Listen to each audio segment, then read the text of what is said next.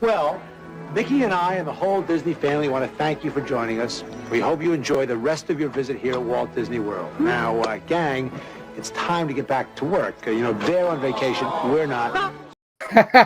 Bungled that already. Oh my God. That was hilarious. Oh my God. So anyway, I made a beautiful intro and then I accidentally clicked the outro. Should we try again? Can we act as if nobody saw that and yeah, it's and only roll three it back? people. Let's roll it back. Let's roll it back. Let's roll it back. Nobody knows.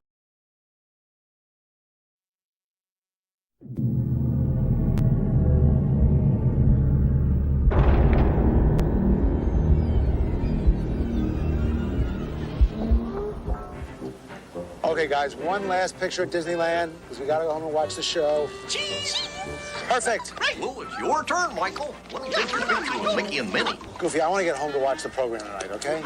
Hang on a minute. Can I have my director's chair? I don't believe this. I don't believe this. Well, I just want to do a good job. Okay, let's go. I need a camera over here. Big one. Oh, thanks. Quickly. Oh, I think I need some reflectors. Come on, guys, put some back there. What else? Wait a second. Why don't you all enjoy tonight's program while we stay here all night while Goofy takes his picture? Look at the Enjoy the show. Okay. I think I need some film. And there we go. Here we are. I am here with my most bestest friend, Anthony. Hey, thank you so much for being here. I'm happy to be part of the show. Great being here. Yes. The reason why I have Anthony here is for two things. One, I can get long-winded. Sure. And then I could go off track and forget where I started. Real Alice in Wonderland. And then, two, Anthony has been here almost the whole time. I think he only missed like 2 years of this whole, like, me doing editing. Maybe. Quite a few years, I would say. Yeah. I would before Frozen. That's how you know. It's like before and after Christ. This is before Frozen. That's how you know it really took off. Yes, because oh my God, before Frozen. We'll get into it. We'll get into it. Okay, so I'll let you lead the way, and if we're going to start, I made little banners as well to help me out to organize this. Oh, wonderful! So, yeah, there we go. So I guess first off, just to kind of talk about your history. So if people back then were to ask you like, oh, what do you sort of do? Would you have considered yourself an editor? Like, is that what you would have told people? No, because that actually happened in college where I went there for film school, because I'm like, I want to make movies. I want to do that. But then like being on set and then being yelled at. And it's like, I could get yelled at McDonald's. I don't need to be yelled at while making a movie. So, no, seriously, that was like my mindset. Like, if I want to get treated like shit on a set, I could do that somewhere else, Yeah. So they asked me, like, what did I want to do? And I blanked. I had no idea what I wanted to do. And I was like, oh, God, what do I want to do? And I said, I do mashups. And she said, show me one of your mashups. And I showed her the Fight Club Toy Story. And she was like, oh my God, this is it. You're an editor. Just focus on editing. This is what you can do. This is great. Yeah. Because I showed her some other things as well around that time. But yeah, it was just, at the time I had no idea. I wanted to be a filmmaker. I wanted to be like Sam Raimi or something. But it's just like, when you get there, it's like, oh, we got to do lighting. And then you got to wait for the actors. And then you got to hire the actors. And then you got to feed the actors. It's like, damn it. Oh, that's awesome. God. Yes. Okay, well, let's get into the era itself. You had sent me sort of a list. This is that 2008 to 2010 period. Set the sort of stage, folks. We're talking about the Dark Knight is in theaters. The Avengers hasn't even happened yet. We're talking the first Avatar. Keep this in mind for you folks at home. Yes. So the projects that you have listed here, you already mentioned Toy Story Fight Club. What is Toy Story Fight Club to the people that don't know what that is? Okay, so in the early days when I started editing, I would do trailer mashups, and I was inspired by a trailer mashup guy named AE Edits, or AE Movie Guy, I believe, and he did like The Matrix with Fight Club and things like that. So I was like, oh, I could do Toy Story, and like literally, I would like piece together clips in my head of what the mashup should be. So, but basically, it's a trailer mashup with Fight Club audio with Toy Story 1 and 2 visuals. It's even for Toy Story 3. That's how early this is. That's true. That's wild. Mm-hmm. Okay, damn. And then some of the other projects we have here, and a lot of them are sort of, as you described, the simple sort of mashups. And that was like your main goal from the Big Six. We've got Up, Inception, Social Network as mixed up with A Bug's Life, which is all. I mean, so far we got a bit of a Pixar theme. Yeah. TikTok to the Future music video, Star Wars: The Town, and Jittering mashups of Taxi Driver and Observe and Report. Yeah, So that was really the main idea. Was just kind of. I mean, was it something? Some of these obviously are very opposite ends of the spectrum, or was it more so like what were you trying to achieve with it? Was it like the unexpected, or was it just like, hey, were you watching something and thought I could take this line or this visual and mash it up with this line or dialogue or whatever from another movie? Mm-hmm. It was like that. It was like trying to tell a story using existing footage and then practicing with lip flap, because that's a big thing that really people don't really pay attention to or whatever. Right. Because like people will just use the original clip. Meanwhile, I'm an editor who'll be like, okay, what's the closest to the lip flap for that? And that started with these things, the trailer mashups. And then it's a wide range because at that time, animated movies were big. Pixar was big. This is the heyday at Pixar. I think this is, before they started kind of, doing sequels and, well, like I said before Toy Story 3. So yeah, exactly. Because that was a whole different era. I think that was the start of the era. I think Brave was the last of that creative Pixar thing. Yeah. So this is around that time. The jittering mashups is in the beginning, I didn't know how to copy DVDs. So they would have like the slight jitter. Okay. A lot of videos like that just had that slight jitter. And I would ignore that. I'd be like, who cares? The idea is the storytelling I'm doing. How's the storytelling? What are you, Ed Wood? Yeah, I know. I was like Ed Wood. I was like, I didn't care because like what I'm doing is better than the jittering, Who cares if it moves? The people are here for Toy Story and they'll recognize Brad Pitt. It's fine. Exactly. But what I didn't explain here in this little notes here is that when I started doing mashups, I would do them on this. It's a little tiger toy. Oh, okay, cool. And you would plug this into the TV. So I have the cords here. So let's see. How can I recall? Okay, yep. Okay. So the green one would go here, right here. Boom. Okay, so the green one would go here. These would go into the TV. And then, since I would record the audio of the trailer on this, I would plug this into the audio mixer, because there's like a little audio mixer. I think this is it. And then I would do that and then pause, record, because I didn't have a laptop. I didn't have a computer. Yeah. So I would literally go pause, record.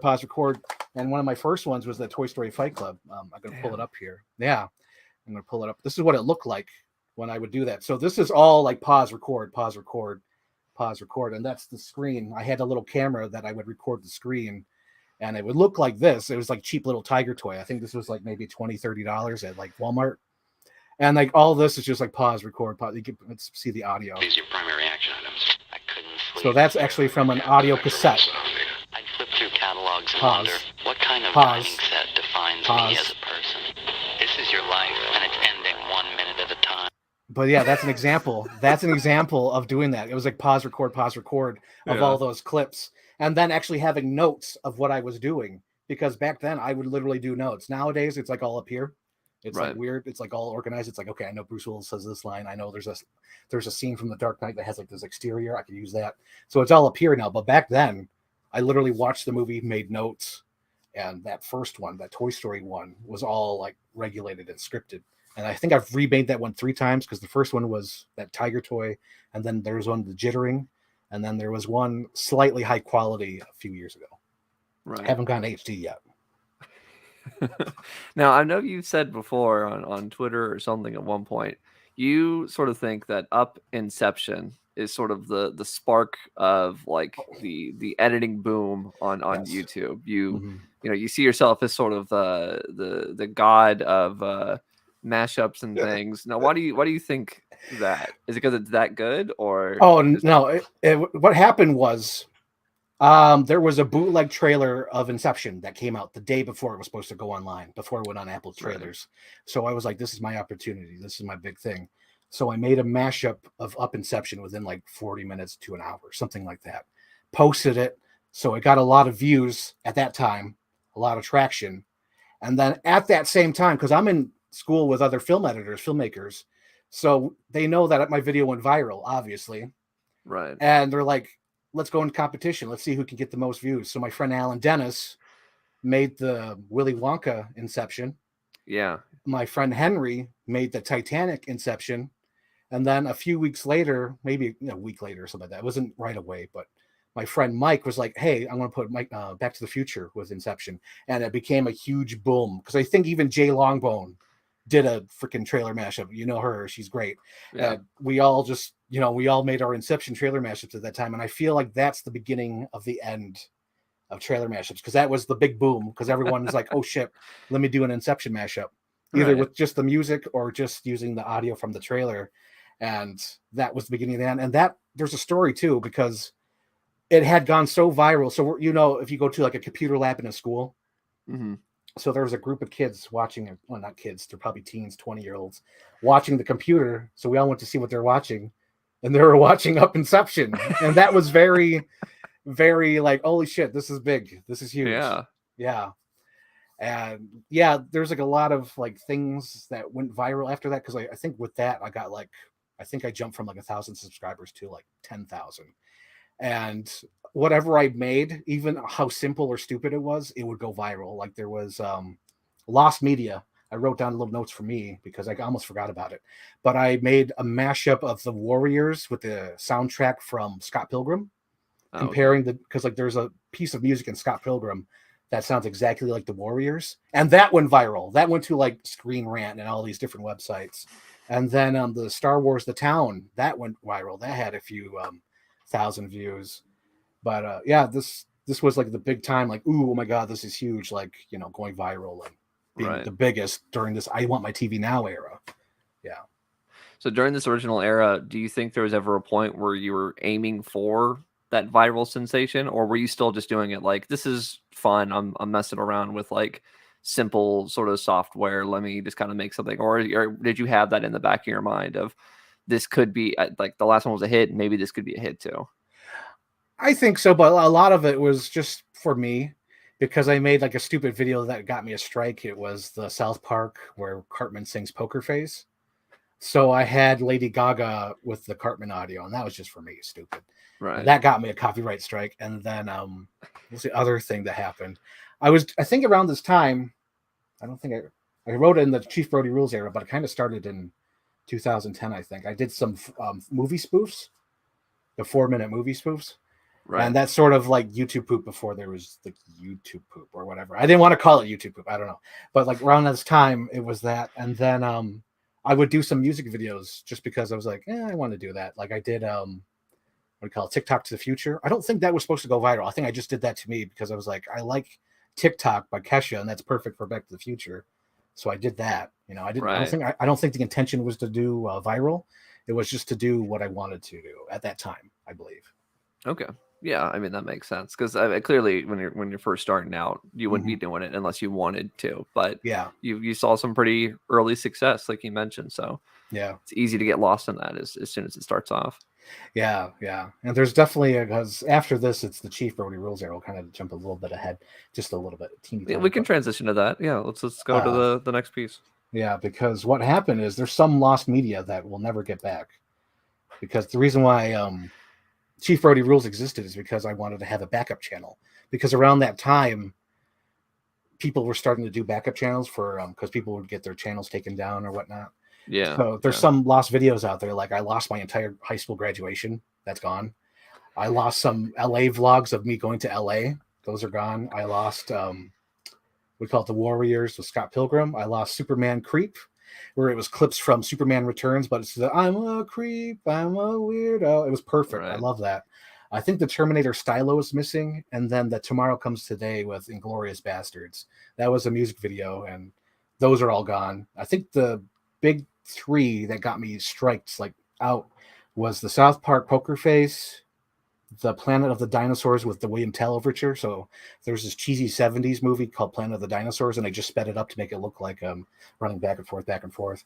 And it was to the William Tell overture, and apparently that was copyrighted, and I got a strike and lost I Want My TV Now, and I was like, oh damn. And I think there was only 900, maybe 1,000 that were subscribed to Chief Brody Rules, so it was like really a ground up restart basically. Right. Yeah. I would argue that obviously most people sort of recognize you as that name. You know, that's where I was introduced to you through, Yeah. and you know, you still we'll get to it when we get to it, but you still get people sort of talking to you about like, oh, when is the next Chief Brody Rules thing? Yeah. So I mean, let's talk about the transition to Chief Brody Rules real quick. So Yeah. obviously with that name, Yes. you know, it's a famous movie directed by Steven Spielberg's. Spielman, Yeah, Spielberg. He's a fableman. the death of modern cinema, thanks to him inventing the summer blockbuster. Oh God. So you go for this sort of thing. What was I mean, obviously it's a username. Was it just Yes. choosing a username, or was there like what was the purpose of using such like a specific cinema character? So I want my TV. I'll go through that. Well, I want my TV now was based off this because it's Yeah. called TV Now. That's a good name. Yeah, I like that. Yeah, but now it was gone. So, and the reason why it's called Chief Brody Rules is so embarrassing. So, me and my roommates in college would have movie nights. We'd have movie marathons, and there was a night where we watched all the Jaws movies. And as we're watching it, we're like, Chief Brody Rules. So that's that was a time where I was online making a backup channel. I'm like, yeah, fuck it, Chief Brody Rules, and that was the reason why it was called that. And that just cracks me up because there's no like bigger purpose. It was just, Yeah. you know, It's we were just just fun. sitting around. Yeah, we were just sitting around watching Jaws. All right, well, let's get into some of the projects here. We've got Star Wars Pineapple Express, Batman Drop the World, Wonka Tron Legacy, Yes. All Dogs Enter the Void, Yes. 4-minute movie spoofs, and you sort of mentioned those a little bit earlier. And Yeah. then Man 2, Labyrinth, and Jurassic Park. So that was continuing the form. Yeah, Spider-Man 2. Yeah. Bleh. Okay. So yeah, obviously a little experimental compared to the last phase, I would argue. You know, the last one was a bit more straightforward. You take audio from one thing and you combine it with a sort of different movie. Is this sort of branching out? You know, trying to be a bit more Yes. creative with it. Yes, because I believe I was just looking at mashups again, and all these YouTube poops started popping up in my recommendations, and I was like, what the hell are these? So the first YouTube poop I ever watched was Toys Gone Wild. And I didn't fully understand it. I didn't get it, but I thought it was hilarious. Like that video was hilarious, like legitimately hilarious. So I was like, what can I do to do that? So in order to like sort of branch out of the trailer mashups, it's like, what else can I do? So I would do these 4-minute movie spoofs. And some of these are, I'd say most of these are crap. I'll be honest. I think most of these are crap. I think the first one I did was the Indiana Jones 4 movie spoof. It's very simplistic. It's very like, I think even like the whatever that theme is, the Benny Hill theme is in that one. And then the Spider-Man 2, like I think I was like sort of just ripping off somebody else's, but kind of doing my version. Right. And then I was doing Frank Miller, whatever Frank Miller does. Like he sees somebody else do it and then he does it his own way. So that's what I did it. Labyrinth, I think that was a request because I'm not a Labyrinth person.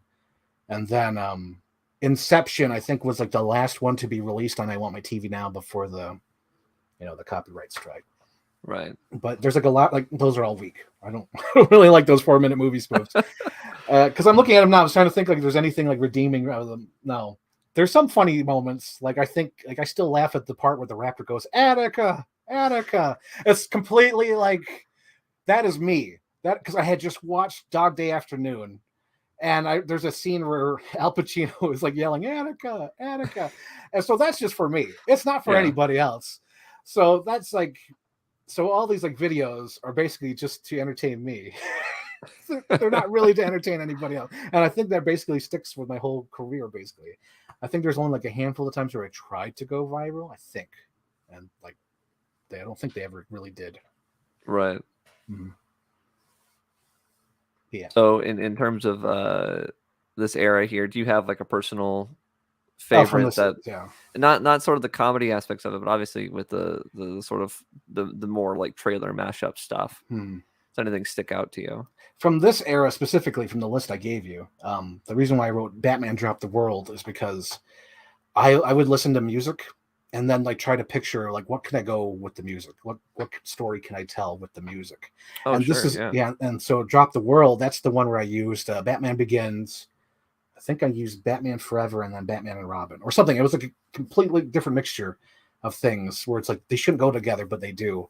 I think it's the Dark Knight Joker. So it starts out with Batman from Batman Begins, and then goes into the Joker with Eminem, and then it ends with Mr. Freeze. And that was like, storytelling, where I would just like practice storytelling with just visuals. That's what I did a lot with these music videos, where I would try to reinvent it. The Tron Legacy was just like, because my friend did the Inception Wonka. I'm like, let me do Wonka to Tron Legacy. So that's what I did. And then the Star Wars Pineapple Express, that's a, what do you call it? TV Now era mashup that I just updated. And that kind of went viral a little bit, not as much, but a little bit. Did you ever find yourself like, did you try to, I guess, bring a little variety to it? Like if you had made sort of a music video storytelling one, did you think like, okay, I got to do a comedy one next? Or was it just like whatever comes? There's no whatever comes, schedule? comes. Okay. Whatever comes. Because at this time, I was still imaginative. Because I think there's like people out there who don't really fully grasp that. Where like you're in a different mindset where it's like, because I think it was you or either Kirk Beatty who said my videos were basically watching inside my mind.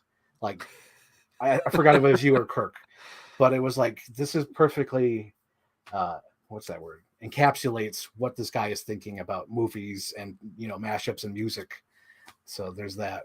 Well, yeah, it feels like a sort of celebration of things. Like there's so many common sort of trends you keep mentioning, characters like Batman and Star Wars, and I feel like today people will get that sort of conflated with like, okay, if you like a thing, you're in a fandom, you're sort of captured into this idea of like you like all aspects of it.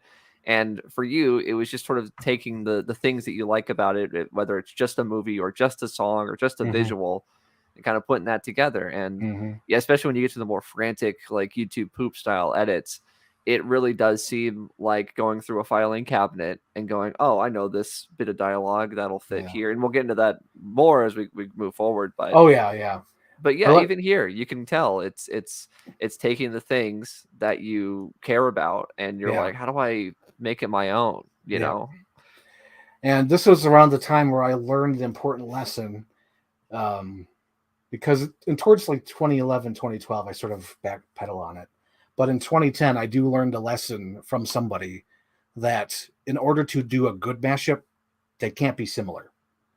Right. Because around this time, I believe it was this time, where I made a trailer mashup with The Dark Knight and Pelham 123 for a class project.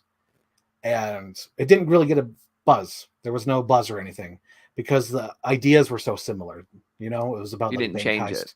Yeah, I didn't really change it. It was a safe choice. Yeah. So like towards like we'll get there, but there's an era where in order just to make anything, I would do like safe choices like that. But like this era was like I'm trying to mix things, that shouldn't go together. Pineapple Express and Star Wars, those shouldn't go together, but they do. Yeah. So this is that era where I'm learning that don't put similar things together. Mix different things. Yeah. That makes sense. Did you have any clips from this era that you wanted to kind of dig into? Let's see. I think I do. Oh, no, well, we'll get there because I think it's an actual Q&A question, but we'll get to it. Okay. Let's see. Okay. Hang on. Oh, no. It's sort of going slow on my end. I think I just have... Damn it, where is it? It's slow on my end. Sorry, my bad. Hopefully I'm still on screen. Yeah. Damn. Sorry, folks. Sorry, folks. No, from the looks of it, I don't have anything from this era because I could only have 10 videos from different things. So there's other videos here that are more important. Well, then we're moving on. We're moving on. The 2011 period. We're moving on. Next segment. Editorially lost. What does that mean? Editorially lost that means I have no idea what the hell I'm doing. No idea what I'm doing. I've run out of ideas.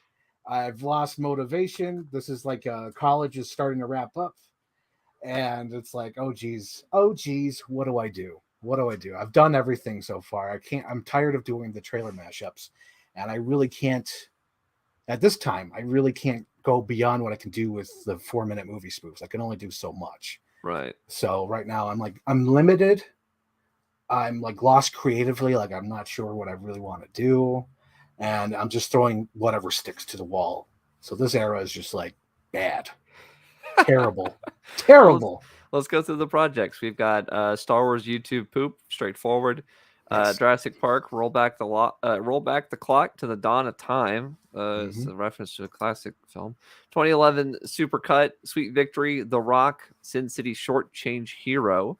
A lot of very similar sort of musical themes still running through your videos. New Looney Tunes show mashups, Tron Legacy YouTube poop, American Psycho trailer, which is probably one of the more iconic, I would Yes. say, takes from your history, and Toy Story 1 YouTube poop. A lot of very straightforward concepts, I would say, this Yes. time around. And I feel like a lot of these would probably be considered, some of my classics, but I look at them and I just think like, no.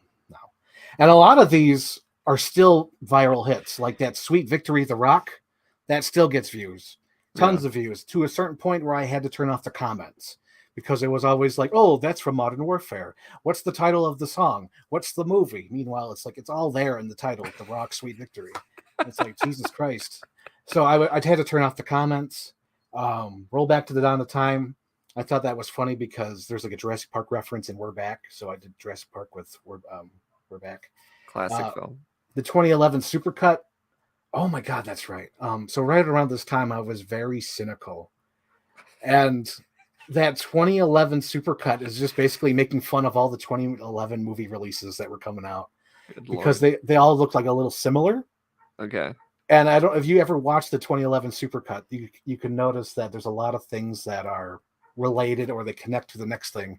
And I remember watching all these trailers. I'm like, all these movies look the same. And it was just, and I remember it went viral and people were like, oh, this is cool. Looking forward to all these movies. And I'm like, no, stop. That's not the point. No. It's not the point of this video. There was that. And then the Short Change Hero is pretty straightforward. I like Sin City, so I made a music video. The Looney Tunes mashups were just like little simple things where I think I mashed them up with like Pulp Fiction, just because they released like these 1-minute clips from the show. And I kept using those 1-minute clips to recreate scenes, and it was hilarious. So it's like Bugs Bunny going like with the audio moving from his mouth. And then the Tron Legacy YouTube poop, that was supposed to keep the 4-minute movie spoofs alive.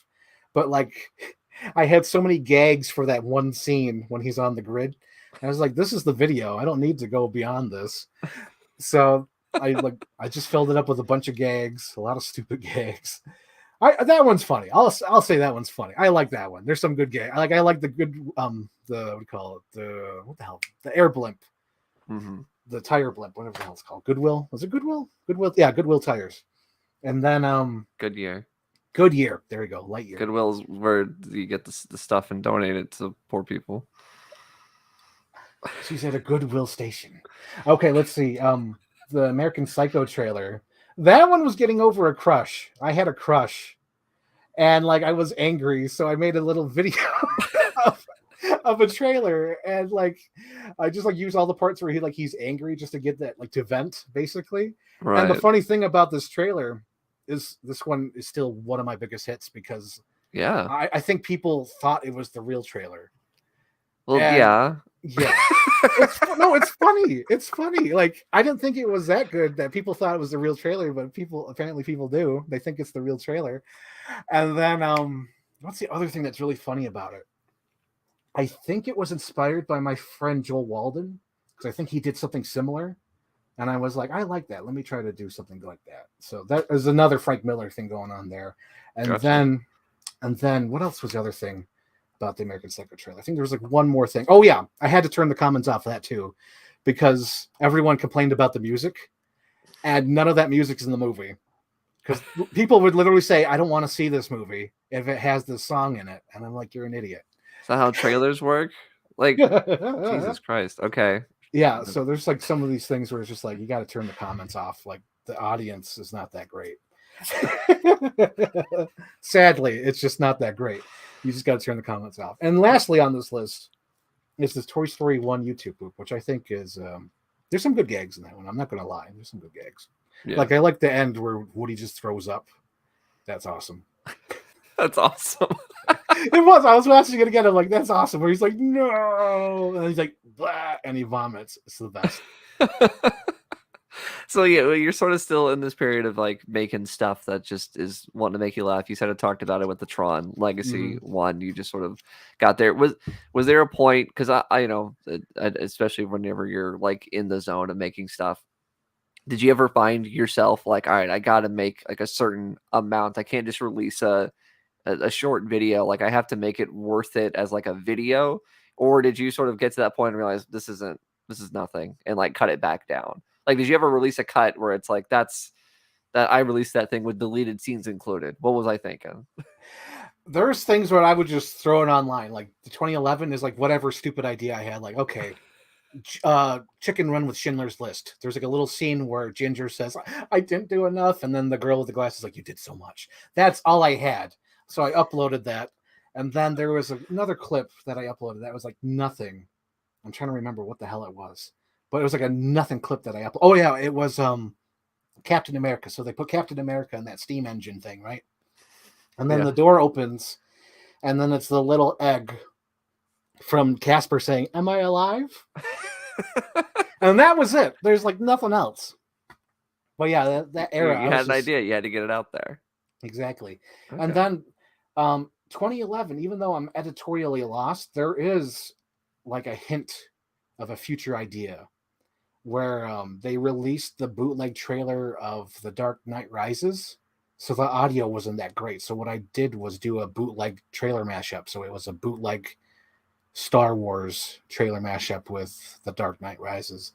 And that would be repeated later and better further down the line with my mashups. Yeah, absolutely. Yeah, because just coming up with different ideas of what I want to do. And I thought that was interesting. Like, there's bootleg trailers. Why not do a bootleg trailer mashup? And I think I've done that several times. It's a fun idea. I mean, obviously, because editing in terms of the YouTube world, like you said, YouTube poops are super popular at this point. Fan trailers in general, something that Kirk and I will always talk about is sort of that era of superhero fan trailers where all you had was Spider-Man, the Hulk, Wolverine, and the Fantastic Four, and you use some like video game footage for whatever Avenger you can get kind of thing. And like that was the period. And so like obviously you're sort of here really sticking to your guns with stuff that like is just sort of fun and kind of different, which it sort of feels like. Yes, but I think this is the era where I first hear the name Shades at Night. Because I'm subscribed to a channel called was it Geekvolution? Yeah, that's Geekvolution. Yeah, I don't know. I haven't seen them in my subscription box, so I might be unsubscribed. But anyway, back then I was subscribed to them, and I remember I think there was a commentary with Shades at Night, and then I remember him. I think it's a little further later on down the line, but I remember seeing his comments pop up on my videos, and then thinking that, oh my God, there's this older editor that's a fan of me. And not the case at all, because and the funny thing is, the reason why I thought he was older is because I think it was the X-Men commentary he did, where he just sounded like an old man who knew the history of X-Men, and it was wonderful. He could spout off like, oh yeah, I'm a fan of Scott's and the Cyclops and this and that, and he just sounded like old and weary that he had to watch The Last Stand or whatever the commentary was. But then years later, I find out that he's like, I don't know, 5 years younger than me. But it just cracked me up because I think this is the era where I was like listening to those commentary tracks on Geekvolution. I think this was 2011, 2010, around this time. Yeah, it would have been right around that time. Yeah. But that just cracks me up just thinking about it, because you just mentioned like, oh yeah, Kirk and Anthony. I was like, oh my God, that's right, Kirk. Because I thought he was so famous. I was like, oh my God, it's Kirk. Or not, I didn't even know him as Kirk. I knew him Shades. Shades at Night, yeah, Shades at Night, of course, who did a lot of like fan trailer stuff, and he's done a lot of stuff not on YouTube that people don't know about, but yeah, people will probably know him from his X-Men themed or Avengers themed stuff, and he was part of that group of people back in the day. Superboy X, Soylent Brack 1, if you guys remember any of those names. Soylent Brack 1, dude, that guy still makes trailers today. He does good work. Yes. God. But it's all about sort of standing out. But you I feel like you had sort of like a foot in every kind of space in the editing Yeah. circle. You know, you've got these silly sort of things, and obviously Shades sort of dipped into that era as well. So it's not like it was exclusive, but Yeah. you know, you've got your very specific things, but you've always managed to be a fan editor without coming off as like, you know, Avengers versus Justice League versus Oh, Watchmen, you know, like damn, yeah. that sort of space, which it has its place. You know, Yeah, I it watch has those its trailers place. like crazy. Yeah, and I think I never wanted to do that because it already existed. So it's Right. like I don't want to do that. I want to do something that I would like because, you know, jumping a little bit ahead here. I guess we could go to the next section because no, it's not in the next section. It's like 2 years from now. But when I did that, you know, before I get to it, but that Captain America VHS trailer, I could have made a whole career. I could have made a whole career just doing Iron Man VHS trailer, Civil War VHS trailer, Hulk VHS trailer, but I didn't do that. I really did not want to do that because it's like I had a vision. The vision started with a freaking Punisher trailer. That was the original idea. And then I was like, oh, yeah, the Punisher. Yeah, that was the idea. The initial idea was I want to do like a violent Punisher trailer. But I thought, no, how about I use Captain America instead and then do some goofy shit with RoboCop and the Fembots and all that stuff. I'll save some of the stories for later for that. But yeah, that's just, I've got a story for that trailer as well, so Yeah. we'll get to that here in a bit. Did you have any clips from this era you'd like to show? Let's see. Do I? He's only got 10 clips, folks, so I can't promise that he'll show anything. Yeah, I'm sorry. Yeah, there's like only some important clips I have here, and there's only 10 videos I can upload. But yeah, no, they're not here. All right, great. They're not here. Okay. Next up. So we got 2012 to 2013. This is probably around the era where probably I would say no, I knew about you in 2011. What am I saying?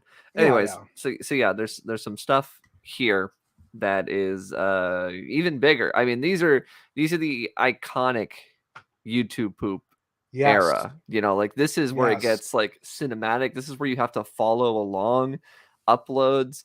You know, this is where people think that you sound like Harry Plinkett. Like this is a big time period. Yeah. So we've got Walt Disney Sin City, which is classic right there, banger. Little Mermaid YouTube poop, classic. Oh my god, when friggin' Barney shows up out of the clam, classic. Avengers YouTube poop, great. The Dark Knight Rises, great. Dead Batman Down, Home Alone, Die Hard, Snow White YouTube poop, Scooby Doo YouTube poop. Like if you're a fan of this channel, you've probably seen all of these because this is really where it starts to pick up into like, like this is where I was referring to in terms of like, it's a look into your brain because anyone can sort of throw in Hotel Mario going no, you know, or like Spaghetti. any of that old stuff. Yeah, like that's anyone can do that, but like there's so much unique stuff where you go, I know that music cue, I know that line. What is that? And it's like, oh, that's you know, Arthur from Sword in the Stone going, whoa, you know, it's like that kind of stuff where you have to dig it out. Yes. GTA 5, Incredibles, Pocahontas YouTube poop, Super Bowl blackout, and how much longer does the program need? One.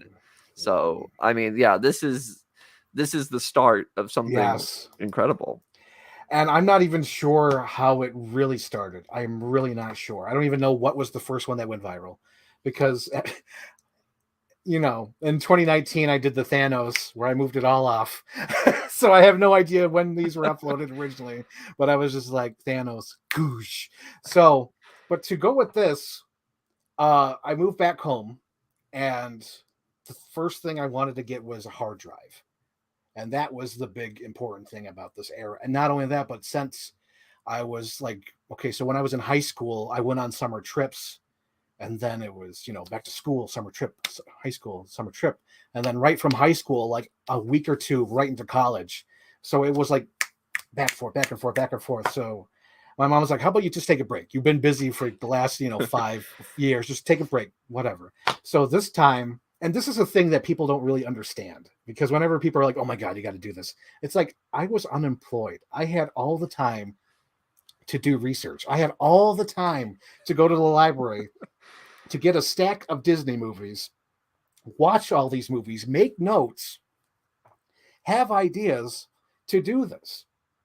I don't have that time now. It's like whatever is up here, I have to do it. So that's why like fan trailers are more my thing now, Yeah. because it's like I can watch a movie in 2 hours and get an idea. With this was like renting like a stack, like no shit, like as much as I could from the library, which I think is like unlimited, maybe for 50 movies. But like I would get tons of movies and just copy them, put them on a hard drive, copy them, put them on a hard drive. And one of the things was since I was such in like a lull point for 2011. Before I moved back, my friend Alan said, "What are you working on? Do you have any mashups or anything?" I'm like, "Nah, not really." He says, "You got to be working on something." So I said, "The Sin City mashup, the Walt Disney Sin City," and he watched what I had done and said, "You got to finish this. This is good. Finish this." So when I got home, I finished it. I bought the other movies, and that was the year I rewatched all the Disney animated movies and got ideas. But yeah, do you want to go through the videos? Because I already talked about the Sin City one, but we could go down. Yeah, let's go to it. I mean, yeah, the one after that is Little Mermaid, which I mean, like I said, that is great. What is like how do you do something like that? How do you like it's a multi-part series? Yeah, that was wild because I think before then I was doing like the 5 to 4 minute videos, like the Avengers or Dark Knight or I think Pocahontas. But as I was doing notes, because I had never seen Little Mermaid before 2012, so this was the first year I'd ever seen it. So when I watched the movie, I was like writing down notes of ideas, and then as I started editing, I realized that it went beyond 5 minutes right away, and that most of my ideas were like consistent throughout the whole movie. Where I was like, "Oh shit, how about I just make it a multi-part thing?" And that's what I did because I was like, "There's no way I'm taking this joke out. This is funny. This part's funny. This part's funny." So I was like, "Okay, chop them up in chapters and make it interesting." And that's what I did. You know, that's what I could recall at this point, anyway. Yeah. And that was wild, though. That was wild. Do you have any questions on like any specific part of that? Because there's so many gags. I mean, it's not even a gag a minute, it's a gag a second. Like there's so many bits in there where I still think of that today, like little stuff where it, the part she gasps and then it zooms in on her eyes and then you put the Woody audio in there. If I can't show my face in there without buzz, like it has that snappy thing of like you said, I know you said you're taking notes and doing all this stuff. And it really does feel like anywhere you can see a spot where you can alter something, put it in a different quote or whatever, it has that in there. You got the Sesame Street music playing at that one part. Like he's playing that flute. Yeah. And then he throws it like Batman Begins. And that's like you have to know Batman Begins to even understand what the hell that is. Oh my God.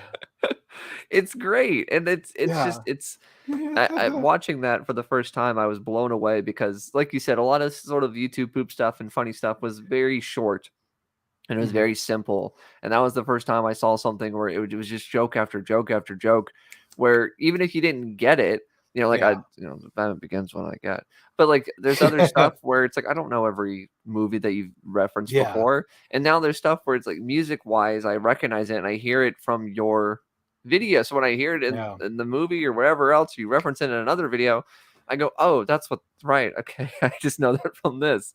So I don't really more so have like a question. It's just it's incredible that was like the first time I saw something that felt that like to that scale.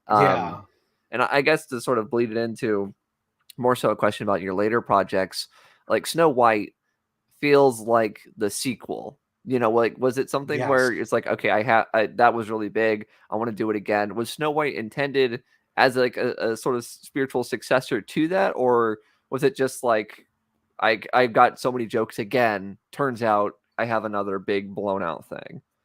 So the Snow White one was actually a request, and I was like, okay, I'll take a shot at it. I usually don't do requests, but I'll take a shot at it. So I did part 1, and I messaged the person, and I never heard back from this person ever again. That's right. Yeah. Okay. And I remember being so pissed because I'm already full-fledged into doing this. And there's some things, and I think Snow White is probably the superior one, honestly, with the storytelling, because the whole thing of making the evil witch, the hag, into the Joker Jack Nicholson Joker. That's insane. And then the Chernobog at the end, because there's a lot of animation that just blends in together, and then there's blending in things I love, like Red Letter Media. Like I have Cameron Mitchell. He's the hunter, and he goes in there. He's like, bam. Yeah, I mean, it gets wild towards the end there. I would definitely say that it feels a bit more constructed than the other one, but yeah, I guess I don't know. You've had sort of a history with requests. We have a bit of an inside joke about dude, Chicken Little YouTube poop, because oh my I guess god, yes, people just sort of assume of like, oh, you can do anything. Yeah, just I could do anything. Disney property and make a YouTube poop out of it. Yeah. But it's there's just so much with this. There's all the Evil Dead stuff, and yes, I don't know. You managed to really do something incredible with it. I love this one. It's because I even like this is a ride. This is like a 3D ride from like Toronto, I think. This no, that's Scooby Doo. Is this no? Jesus Christ. But anyway, like we've missed a couple of gags already. Like the first gag, I remember someone did a Let's Watch of this, and they said, "Oh, that's Chief Brody Rules," not knowing that was George Lucas.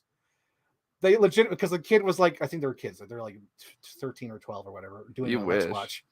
They're probably 20 years old. My God, kids these days.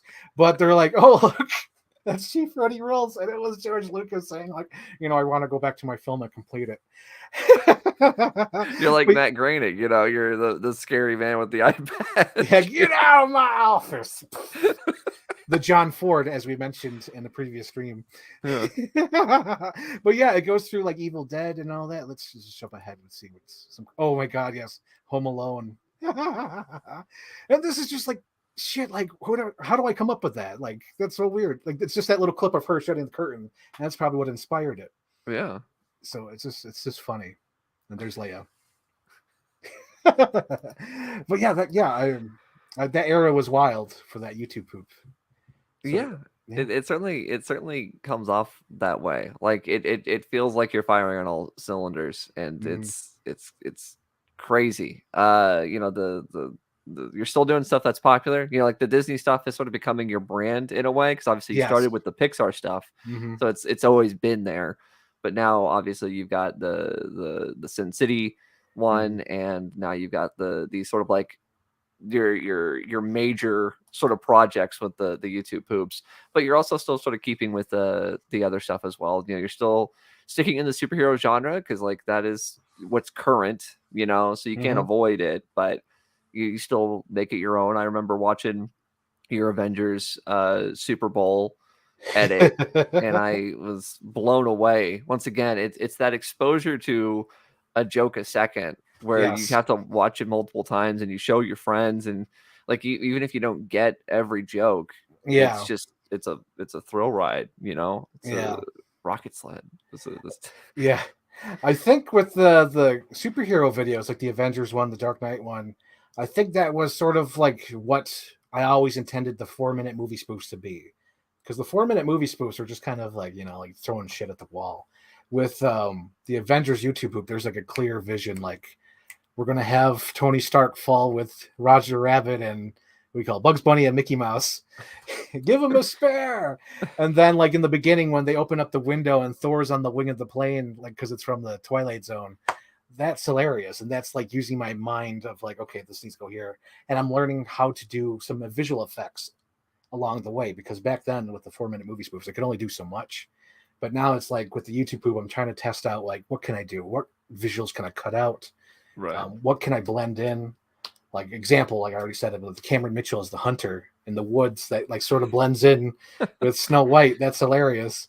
And yeah, I did that with even the freaking that whole Little Mermaid YouTube poop is just like learning how to chroma key and cut things out and like do weird shit. Like I'm like right now it just popped in my head, but like when you think Batman is walking into the cave and Ariel's like, and then it shows Batman in the cave, and then it's on a TV, and then the Trident puts down the TV. It's like, what the hell is that? And some like weird meta shit. And it's like that wouldn't work.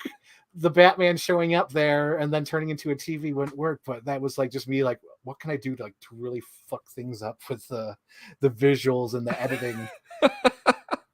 That's just an example. That's just one. Oh my gosh. And like Did even you? like go ahead. I was gonna say, did you ever come across stuff where, 'cause, you're really pushing yourself in terms of learning new things? Was there ever a point where you're like, okay, I'm not like that's too bold. That's an idea that isn't gonna work right now. Like you had to sort of back off on it, or did you manage to get in all your wacky and zany ideas at the time? I think it was whatever I didn't like. So like I would do like the old school Simpson rules where I would watch it over and over again, or like, at least a couple times before I released it, or I even exported it where I would watch it like, okay, this gag is not as strong. I could cut that out. And it's gone forever. I don't even know where it is. But like things like that, I would cut out like gags like, no, take that out. But Right. nothing like too bold.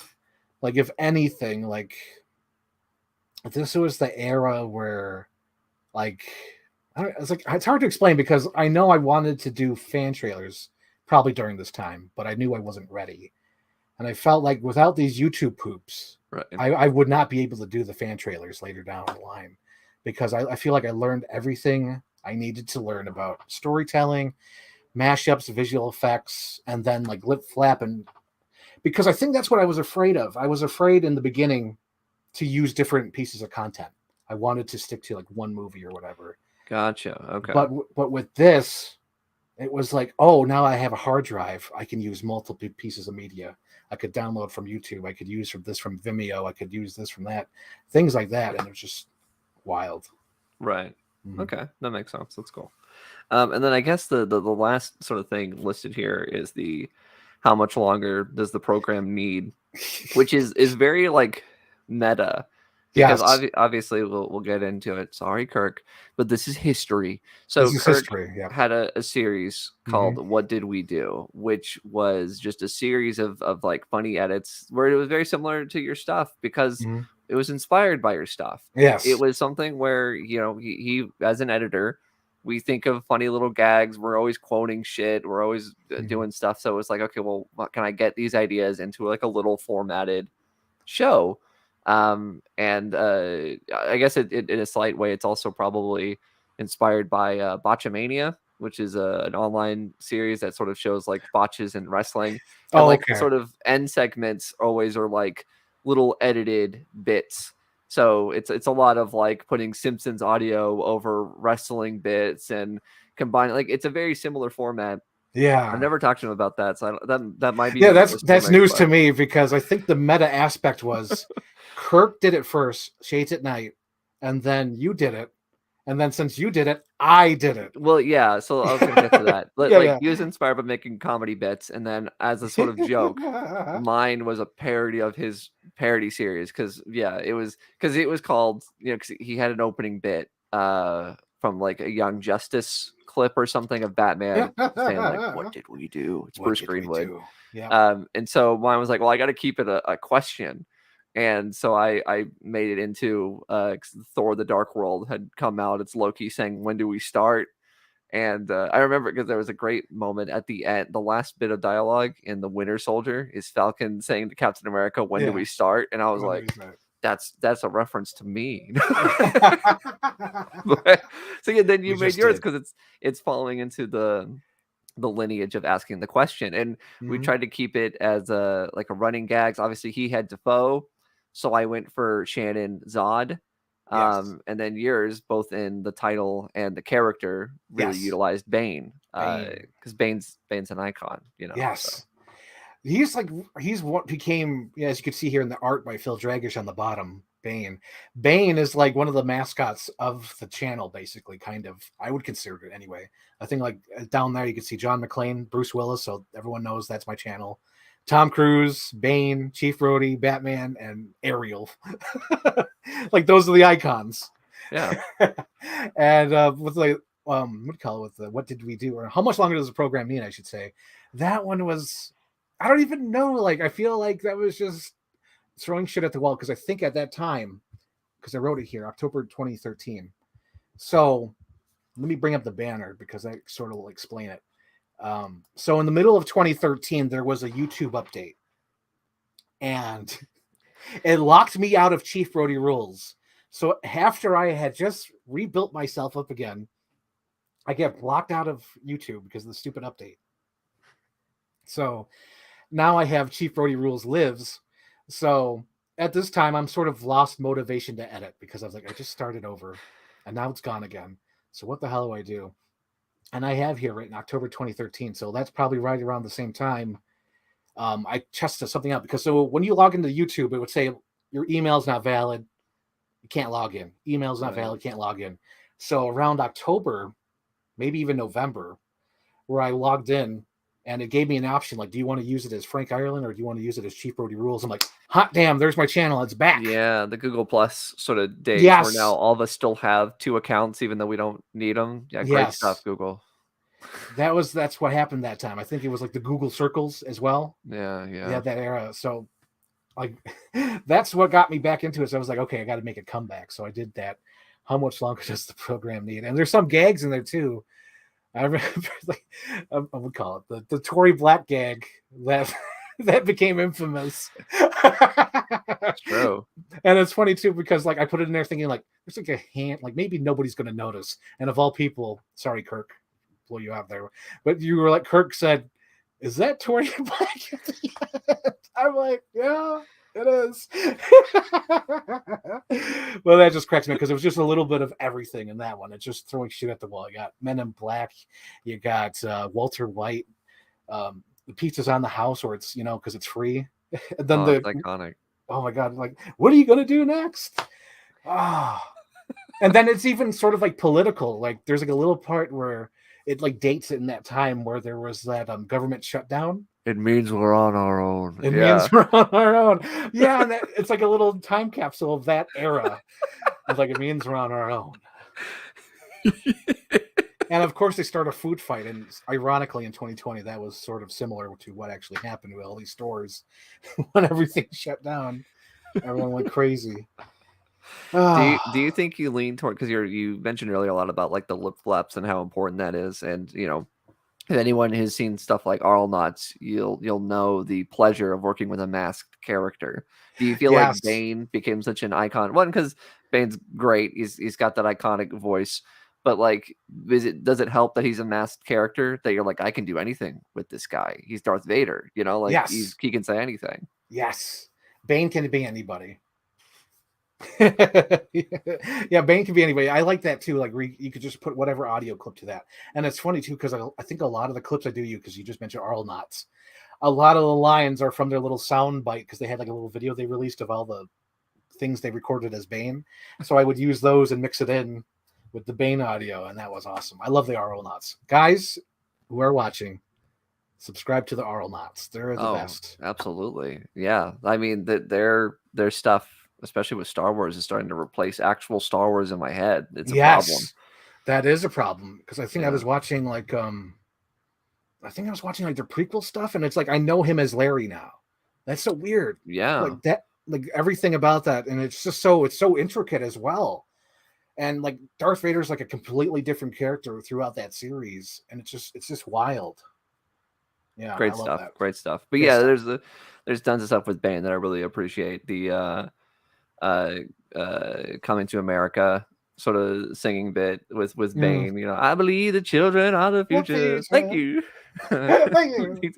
Let them lead the way. Like, it's great stuff, and it's like it's simple in all the best ways because it's just there to make you laugh, and I feel like you really accomplished that during this era, and you've got, like I said, some of the biggest, most amazing stuff going on there, but you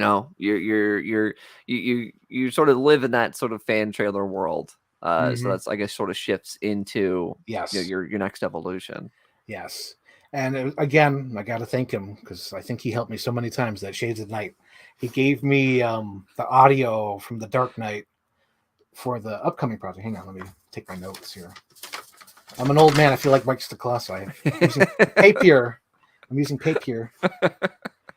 Yeah, for that Die Hard Christmas with the Joker, he gave me the audio from The Dark Knight because at that time I was still learning how to get the trailer. Oh, not the trailer stems, the audio stems from DVDs, and this was before I really knew how to do that. I would really kick in throughout the next couple of years, but I think this one was like he helped me out with that. That was great. It's good stuff. All right, so let's go down the list here. Once again, I mean, we're dealing with some of the stuff that's probably your biggest things. starting with the Frozen VHS trailer. Yes. We've got Frozen Unthawed, changing little kids' lives everywhere. GTA Jesus. Vice City, Frozen Global Meltdown, Die Hard Christmas with the Joker, and then Stay TV spots. So, Yes. I mean, Frozen, like, if you were to replace Jesus. Ariel with Elsa, I don't think anyone would sort of Yeah. have an issue with it, because that is like a phenomenon right there. Okay, so just to get like inside baseball, because sometimes I talk about it, sometimes I don't, but like every once in a while I'll get comments, like right now for like the last 2 years I've been getting comments of kids like graduating high school saying that they watched Frozen or Little Mermaid in school, and that just blows my mind. Like this stuff that I made it was like a whole generation of kids watching this, and then they're growing up coming back to it.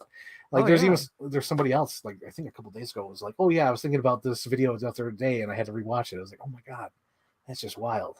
It's iconic. I mean, as someone who only just watched Frozen for the first time last year, fantastic series.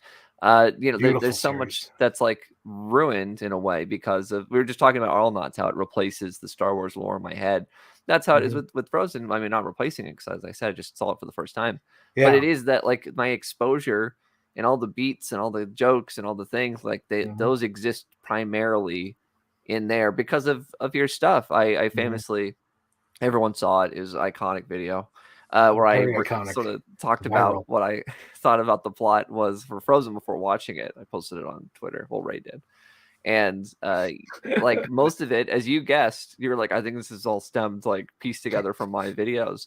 And it's true, you know, like my brain still hears when Hans falls into the water, I hear him coming back up. Like that's what I hear, you know, like this is ridiculous. So obviously, and we're sticking with the Disney sort of world. Yes. You do the VHS trailer first. Yes. So like, okay, so here's the thing. All right, so I had a bootleg copy that I found online, and I'm like, this is my again, this is like the Inception thing, where the Inception trailer was online a day before everyone else had it. So I had a bootleg because I think it was the Oscars. So the Frozen movie was unnominated. So that's why there was like high quality bootlegs online, because people had the screeners. So I was like, I have an idea for a music video. Like, I want to know what love is, because there's a line in the movie where they're like, you don't know what love is, or something like that. Like, how do you know humanity just met? So I used that song for this trailer, and it's sort of inspired by Grand Theft Auto, because I think Grand Theft Auto did use that in one of the trailers. So I'll admit that. It probably was inspired by Grand Theft Auto. But that went viral. Crazy viral. And then the reason why the trailer was first is because it was actually part of Frozen Unthawed. So at the end, when it says Frozen Unthawed, this is the high quality version, is because I was editing on Frozen Unthawed at the same time, trying to get my gags out. And the thing that was funny about Frozen Unthawed, that was just supposed to be temporary. It was just supposed to be a placeholder. Like, I call dibs on these jokes. I'm going to make a better one, but this is just to call dibs. Right. And it went huge. Probably my largest, biggest video I've ever done is Frozen Unthawed. Yeah, for sure. Insanity. And they're not Frozen, you know? Yeah. It's huge. And it's funny how many people try to lift off that, because there's that infamous, like, you know how I do the eyes going tick tock, tick tock. Oh yeah. There's a YouTube poop out there called Frozen Cold, YouTube Cold, and it does the same gag, but not as good. It's not nearly as clean. It's and that's they banked off me. They made a living off me because they kept making mashups. I think they went all the way to like episode 6, and I can't do that. It's like, no, I got to move on. Speaking of moving on, I did the Frozen Global Meltdown, which was even more practicing with the visual effects and mashing different things up with that, because there's some wild shit in that one where they open up the door and the Velociraptor's there. Oh my gosh! When it's like coming through the door there, and she's like on the floor. It's so good. That's so clean, especially for the time. Like, it's so clean. It's ridiculous. I was watching it the other day, or a while ago, with Ray, and we were commenting about how seamless it is. It should be that clean. Yeah, because there's that, and then there's another one I like where like I found like an audio clip from some other video. I don't even know what one. It was like, because at that time I was like watching other YouTube poops and using different audio from them. Yeah. So there's like, are you fucking serious, dude? And it sounded exactly like Josh Gad. So when I put it in little Olaf's mouth, it cracked me up. And then outside the window for no reason is Godzilla roaring. Oh my god, it's so With funny. the title card and everything. Yeah. Oh my god. Yeah, I think the Meltdown is the superior of the two. Yes. That's just me personally. Yes. And to talk about it before I get ahead, because I know Jacob Dreamworks always talks about it, like, how come I never made a third one? There was going to be a third one. I'll admit that. It was supposed to be using Frozen Fever, because this was before Frozen 2 existed. It was only Frozen Fever. Yep. And I started doing gags, but it wasn't a gag a minute. It was like, here, nothing here, nothing here. Okay. And I was like, I can't do a video off this. And I was going to bank off, I was going to do what Christopher Nolan did. I was going to call it Frozen Unthawed Rises. Perfect. That was the title. It was going to be a joke off the Dark Knight Rises, because you got to put Rises at the end. That was the joke. I was never going to call it Refrigerated. I don't know why you keep saying that, Jacob. Jacob's out there. I know he's probably watching. I was never going to call it Refrigerated. Never. That's not my thing. If anything, I'd probably call it something else than Rises. I'd probably call it like Frozen, Legacy or some shit. I don't know. But yeah, like, okay. I did think, I still have ideas, like maybe possibly, because there's Frozen 2 now. And it's funny about Frozen 2, Anthony, because my Frozen videos are so embedded in my head. When I saw Frozen 2, there's so many things that I'm like, oh my God. It's like they watched my YouTube poop and then like filled in the blanks. Because they go through that boat where their parents died. I'm like, oh my God, get the fucking loads. And then there's that whole sequence where it goes into an 80s ballad. Yeah. Like the VHS the trailer. And I was just like, this is wild. So they definitely seen my work. Like, there's no question about it. And even like the opening scene, it's almost like we know ChiefBrodyRules is going to do something, because they did the Shining shot. It's like a helicopter shot going into Arendelle, and it almost looks like the dun, dun, dun, with the font going up. I was like, oh my God, they know it. They know it. So I guess with Frozen 2, obviously you never really did anything concrete with that. Like, was there a point where you thought you could have, and is there a future where you still could? Possibly. We'll get to that, but I'm kind of thinking with that dumb Flash trailer. Fuck. Okay, so I'll say it. So I watched the Flash trailer. Okay. And seeing Michael Keaton with that zoom in when he's like, yeah, I'm Batman. It's like, oh my God, I could totally see the zoom in, like, you are, yeah, I'm Fiber. And it's going to be so good. And like when he does that little cheesy jump, it reminded me of my video when I had him turn into like a Looney Tunes character and then go and then dies. Oh yeah. Oh my God. He does that in that trailer. And I was like, oh my God. Bring it back. I was so inspired by that. And not only that, but it's like time travel shit. Because there's some time travel ideas I want to have. Because is this within the era? Yeah. Scooby-Doo, the YouTube poop.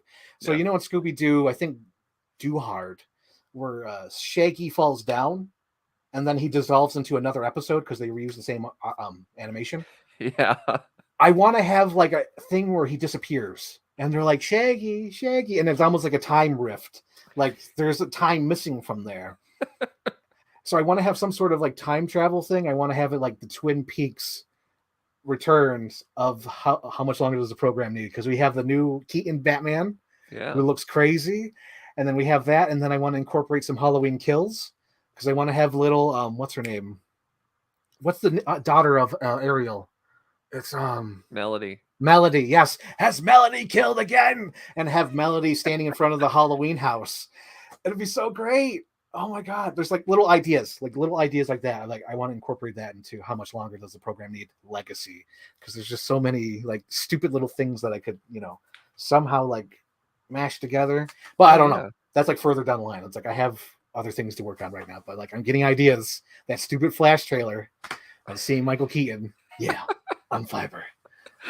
I mean, I think it's obvious that a lot of people would love some sort of like return or at least like final sort of conclusion. I know for the longest time you were teasing like this big one. You had your Red Letter Media clips. This is Mike's 9/11.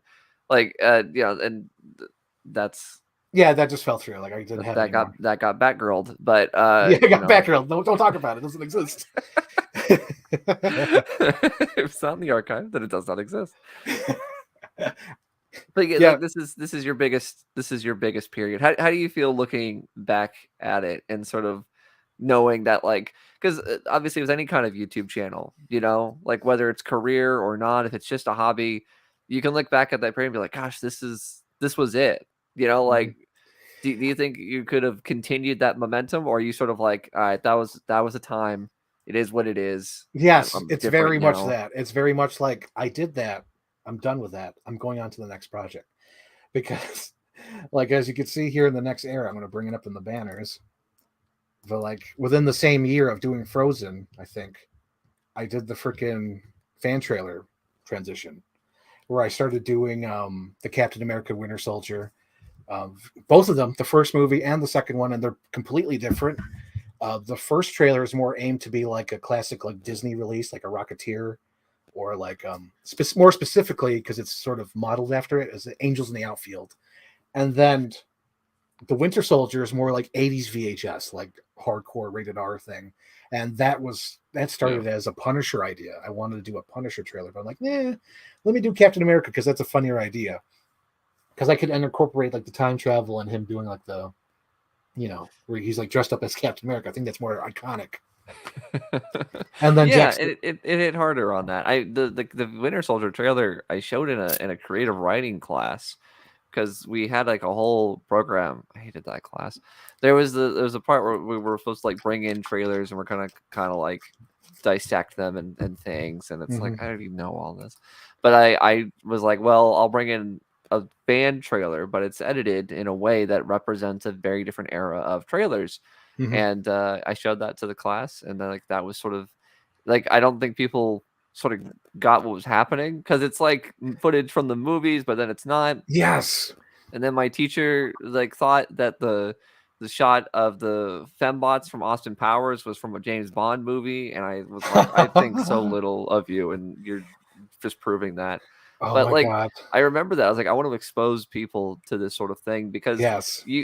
obviously VHS trailers, because of stuff like Frozen and this, Mhm. really did sort of take off. And I'm not going to say like, oh, it's because of you, Frank. Because You of did you. this. You did this.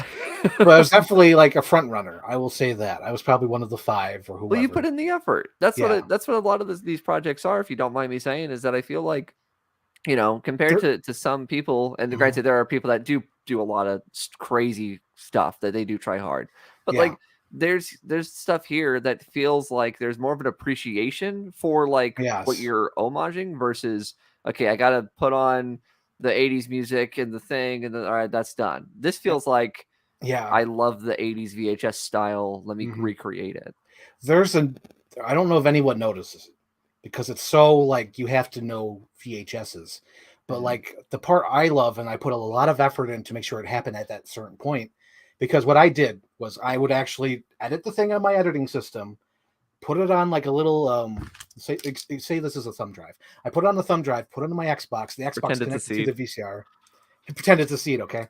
So I put the thumb drive into the Xbox 360. The Xbox 360 is connected to a VHS, and then I would convert it back to a little video file, and then I would take the VHS out, crinkle it, put it back in.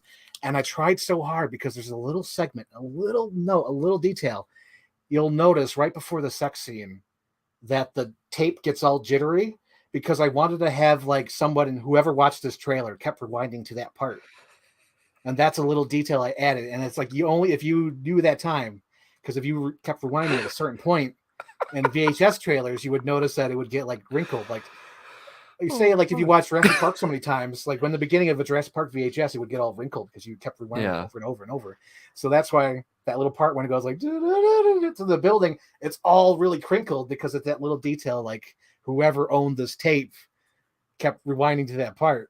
That's brilliant. That is, see, that's the attention to detail, and that like nobody you else said, does. you have a sort of like a whole process of like, this is a gag that people aren't going to notice. Like you may not notice it, but your brain did, and like that's what really makes these things work. Yes. I mean, we were going to keep referencing it now because you brought it up. It's a look into your mind, whether it's the gags a minute, or if it is the details. It feels purely yours. Like there are very few things that I've seen on your channel that feel like I could see them anywhere. Yes. And I think that's what makes it stand out, because we've got a lot of different like eras here. It's kind of the whole point. But Yeah.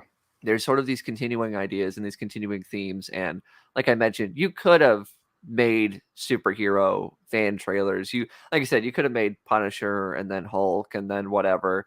Or yeah, you could have stuck in the YouTube poop realm. You could have made a billion Frozen videos, but you didn't. Nope. That's crazy to me. Like it's wild. Kept just wanted to do something different, and this I find it funny because when this Winter Soldier first went viral, I remember someone said like they didn't like it because I used clips from RoboCop and Austin Powers, and that I could have used all the clips from the original movie. And I was thinking, like, how boring is that? How boring is it just to stick with one movie? Yeah. Yeah. Defeats the purpose of what you're doing. Yeah. You know? Like creates a very dreamlike reality. But real quick before we get into more of it, let's go and name some of the projects that we've got here in this era. We've obviously got the Captain America VHS trailers.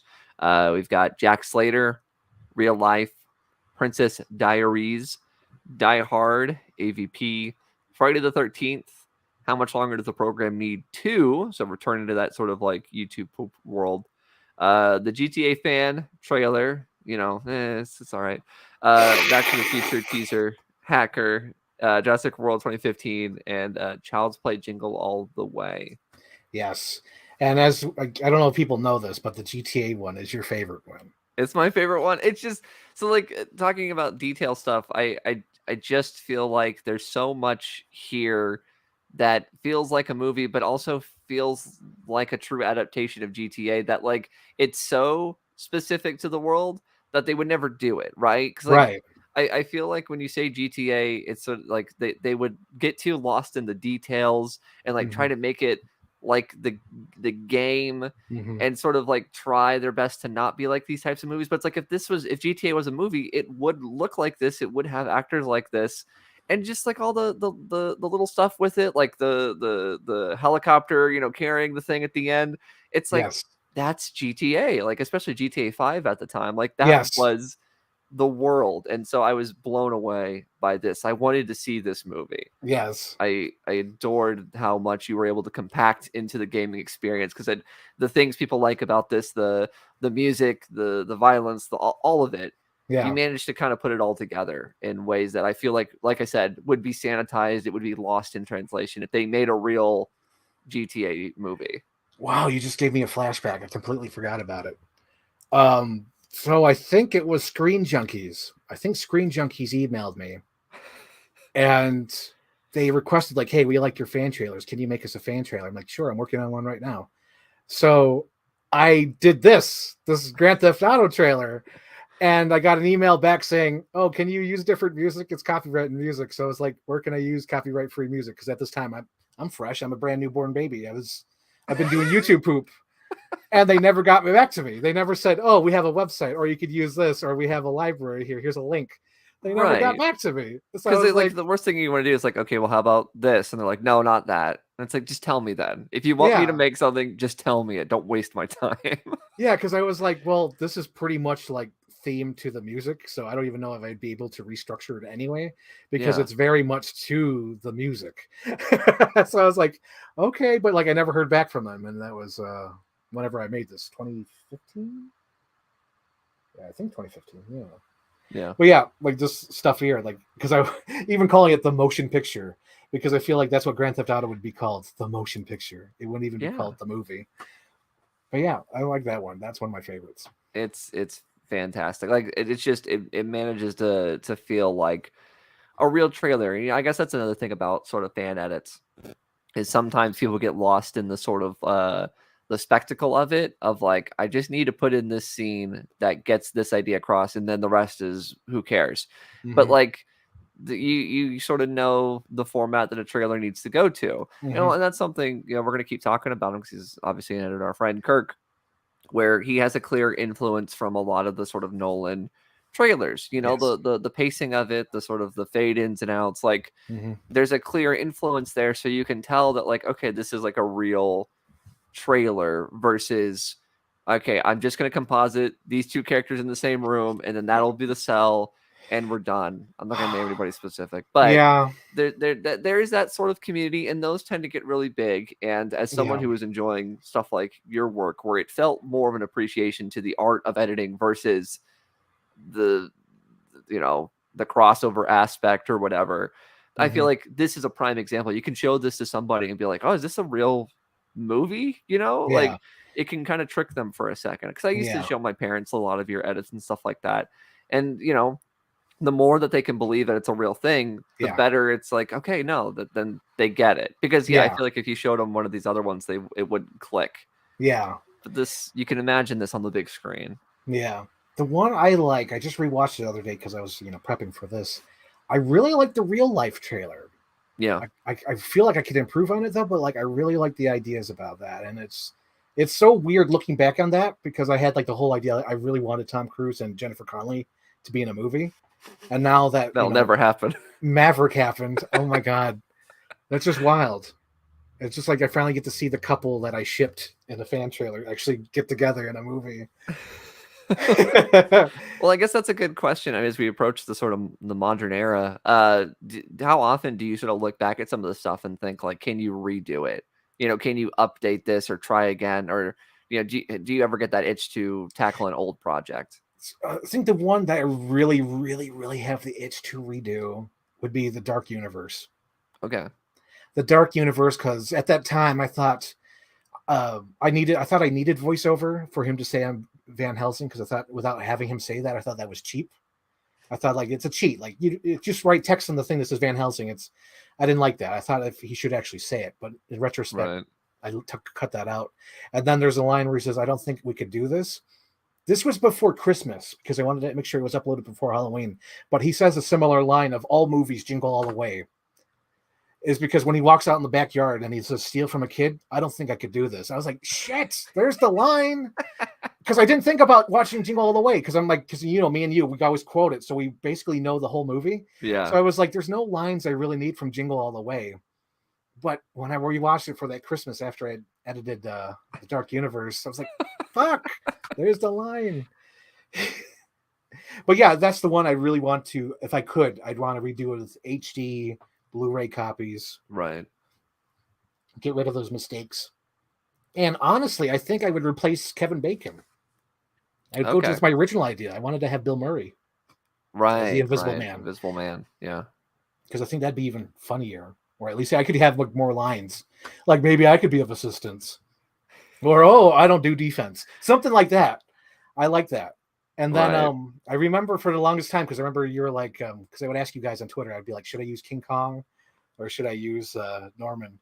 And I think you were an advocate. You kept like, you were like, what do you call it? A lobbyist. You're like, I want Norman. Put Norman in the video. So at the end, there's Norman, and it's probably the best gag in the trailer. It is the best gag. So I'm glad you went with it. And if I went for it, then I was right. Because it's the bow. It is perfectly, it makes the whole thing work, in my opinion. It is brilliant. So good. I laugh to it to this day. It's ridiculous. Because they're all 90s versions of those characters. So when it gets to the 90s Norman Bates, that's fucking hilarious.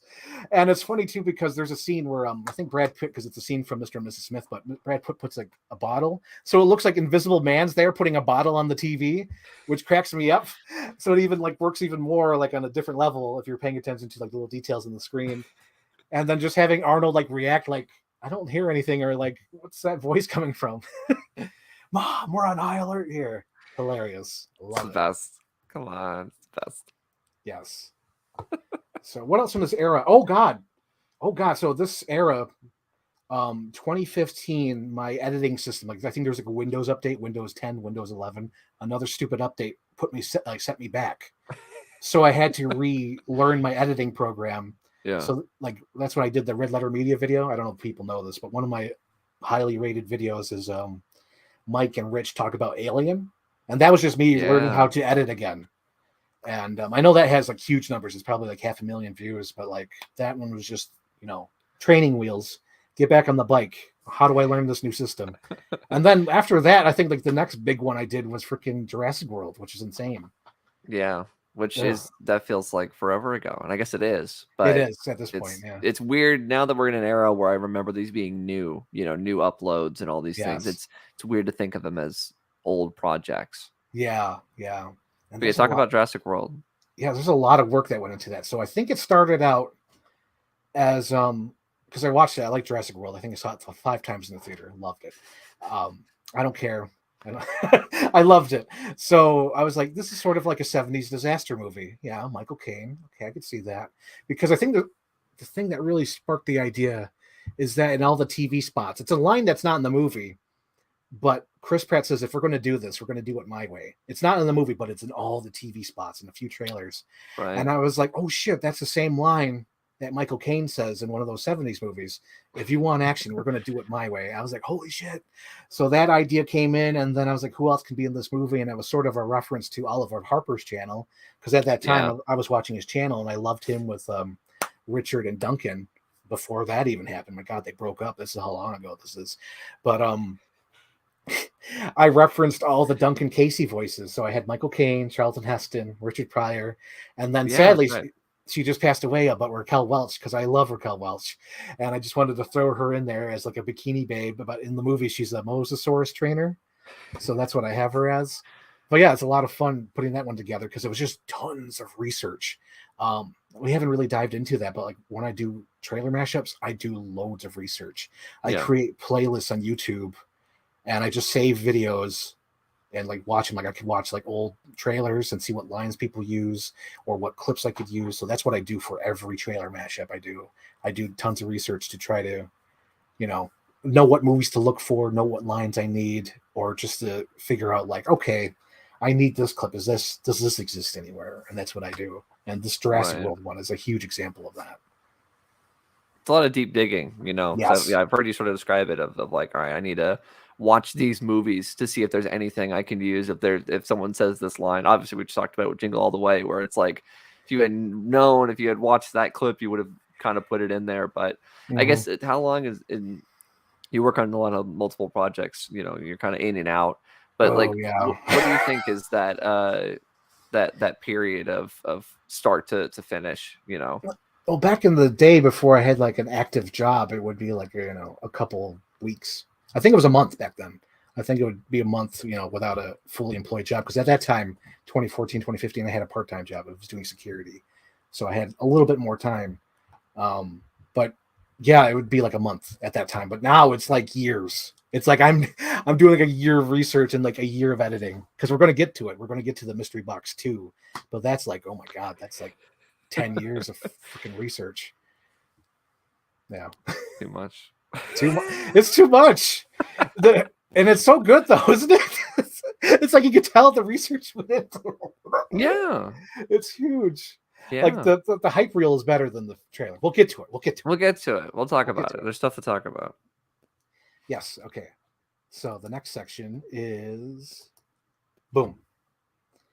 So in 2016, I get a fully, employed job, so it's like 7 a.m. till 4:30, full-time job. And right around this time, I get creatively stalled because I'm like, I can't do as much as I could before. And then even like imagination, because you talked about like, how much longer does the program need to? That was like me running out of juice. I was like, this is my last little bit of magic. This is me as Winter Warlock with my freaking corn that makes deer fly. It's like, I got no magic left. And so that was like just me just like throwing shit at the wall. I just imagined you like, in jail.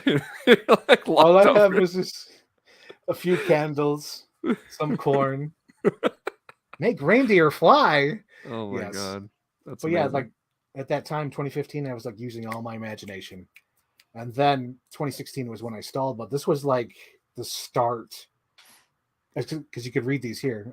The Frank Ireland Show, BVS, Force Awakens. Those are pretty big. The Force Awakens VHS trailer, which is, I think I made it for you because I'm like, only Anthony will get this, is the Babysitters Club theme. Oh my God. And then it's the canceled BVS trailer. That was what happened in 2016. That was the waste of time. Because for those who don't know, in 2016 there was a lot of, or not even 2016, from like 2013 until 2016 there was tons of Batman versus Superman fan trailers, and I saw that other people were doing it. I was like, okay, how can I do that? How can I toss my hat into that ring? And I had the idea of like, okay, how about I do Christopher Reeve and Keaton, right?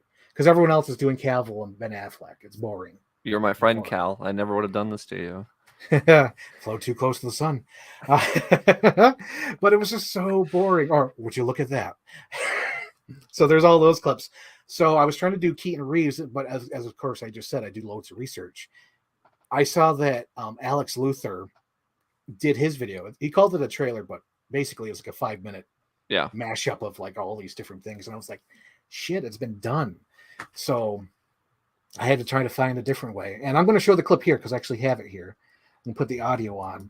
But I decided to change it from Keaton versus Reeves to Batman Hush, directed by Tim Burton. Yeah. Yep. And I don't know how many people have seen this one, but I'll show it up here.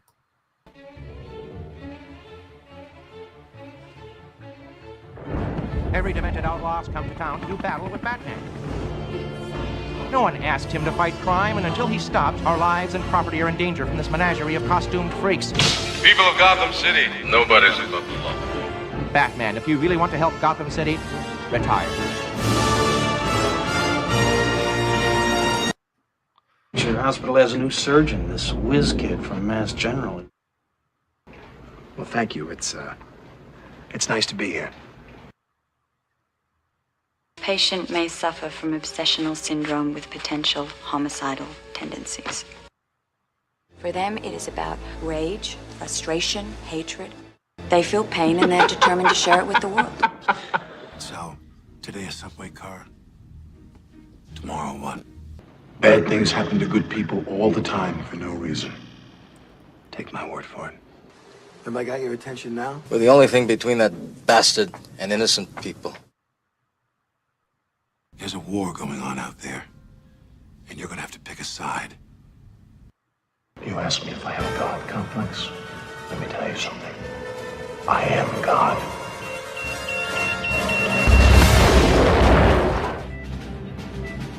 I need your help.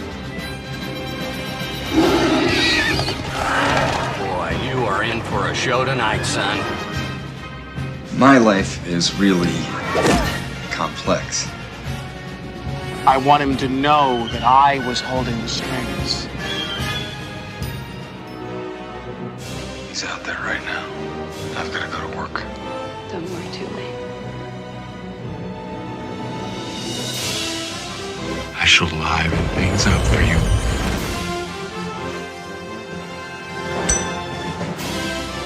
I call it the bat. Think you can handle it? Yeah. I tried to avoid all this, but I can't. It's just something I have to do. Because nobody else can.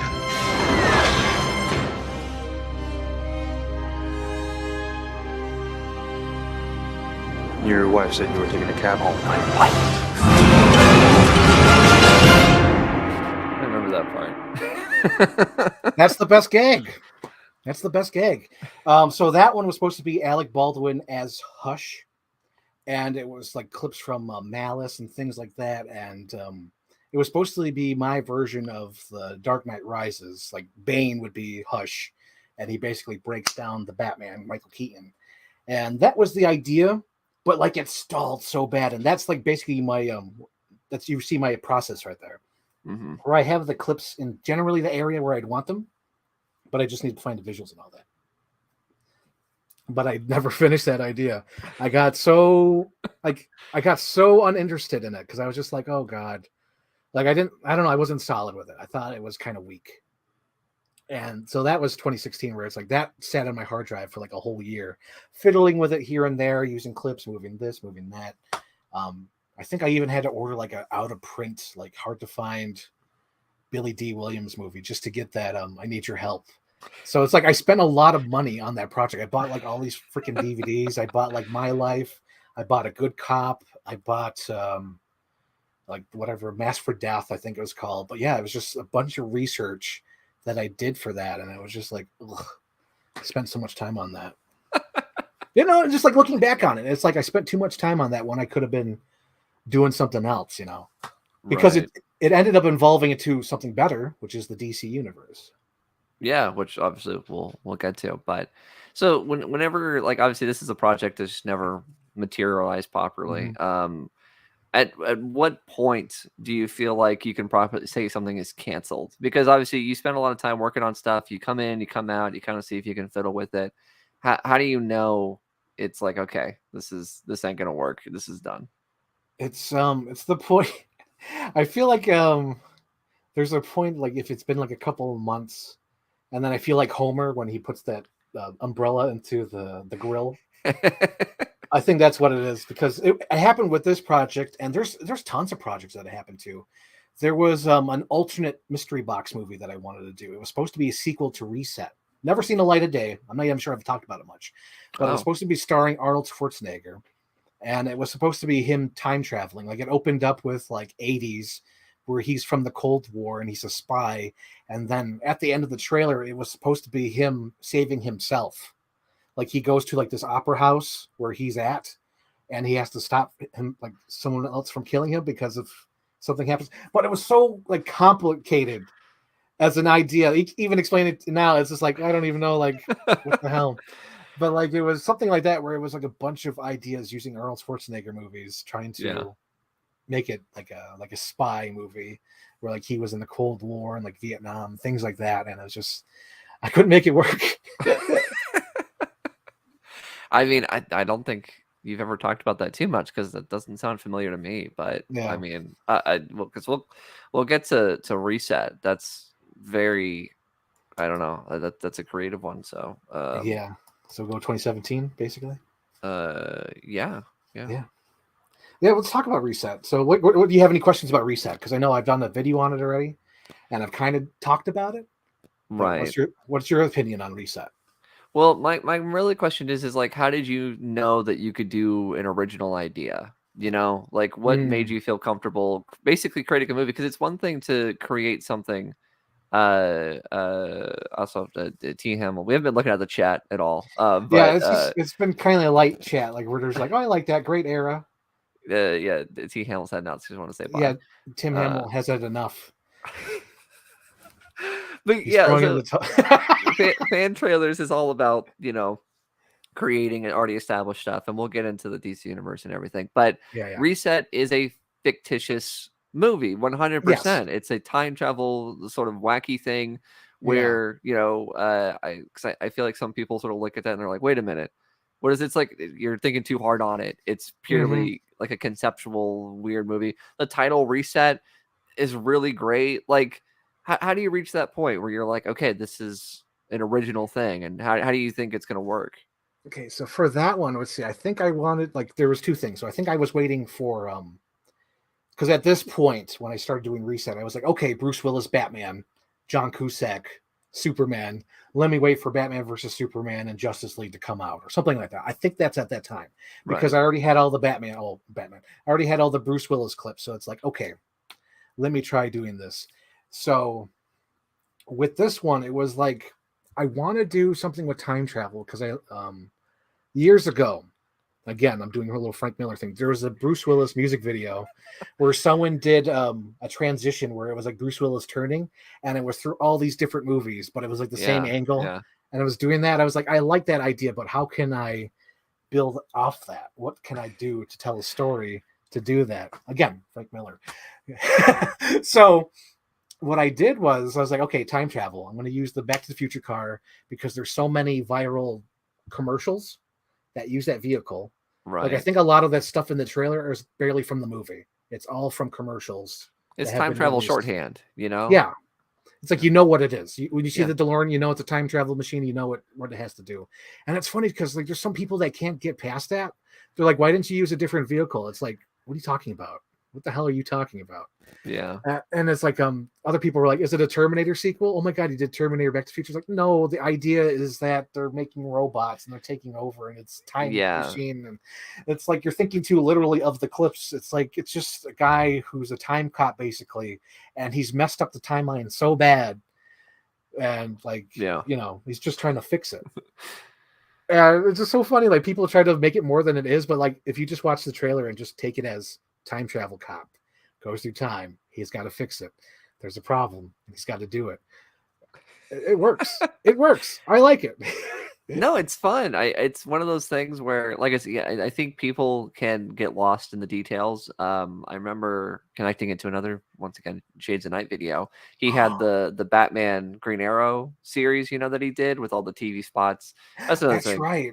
Kirk does great. He has like a whole campaign where he does TV I spots, and was then he I was does so like the jealous of Blu-ray that. ads. He was so cool with those. So good. But I remember people would ask questions regarding of like, oh, does this tie into this regarding to the lore of the Dark Knight films and the Arrow show?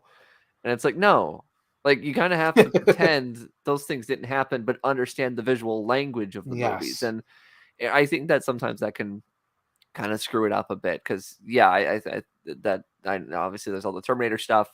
You've got the DeLorean. It can be a bit of a bit much, I guess, but I think you finally do nail it when you do get to your DC Universe stuff, because it's almost sold as like a sizzle reel in a way. Yes. That it's like, especially with that first one, it's disguised as like unearthed sort of Yes. material. Like I think that does help, and maybe people caught on eventually. Granted, you'll always have people that are a little bit slow to the pickup, but I do remember this one being a bit harder to sell, and I guess that's kind of what I mean in creating an original idea of. You clearly had the confidence of, I people will get this. Maybe not everybody, but there are people that will get that. And I mean, it's a Bruce Willis time travel film. It seems like it's for you. It's for me. I was just gonna say, like, it's Bruce Willis. No one else is gonna use Bruce Willis movies for their mashup. They're gonna try to find Christopher Lloyd movies and use all his like 5-minute cameos from different movies to try to make something that's like, no, that's not me. I want to tell a story with my favorite actor. Yeah. Yeah. Yeah, and I think that's something that could be appreciated with a lot of your stuff is, right to the beginning, we've been talking about the whole time, is it feels like these are your ideas. And we talked about the banner already by the wonderful Phil. Like, it feels like if you go here, you know what you're going to get. Yes. These are the characters, these are the themes, and you either vibe with it or you don't. And as silly as it sounds, comparing it to like actual sort of like big filmmakers, but people know what they're getting into when they see a Fincher film or a Tarantino film or a Nolan film. And the fact that you can create a brand, Shades at Night, that guy doesn't even make videos anymore.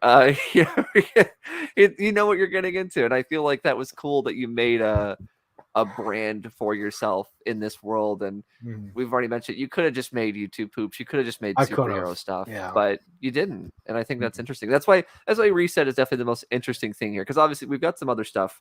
Go through the list. Yeah. We gotta name the Buddy Cop BVS, which is like, it's too good. You didn't make that.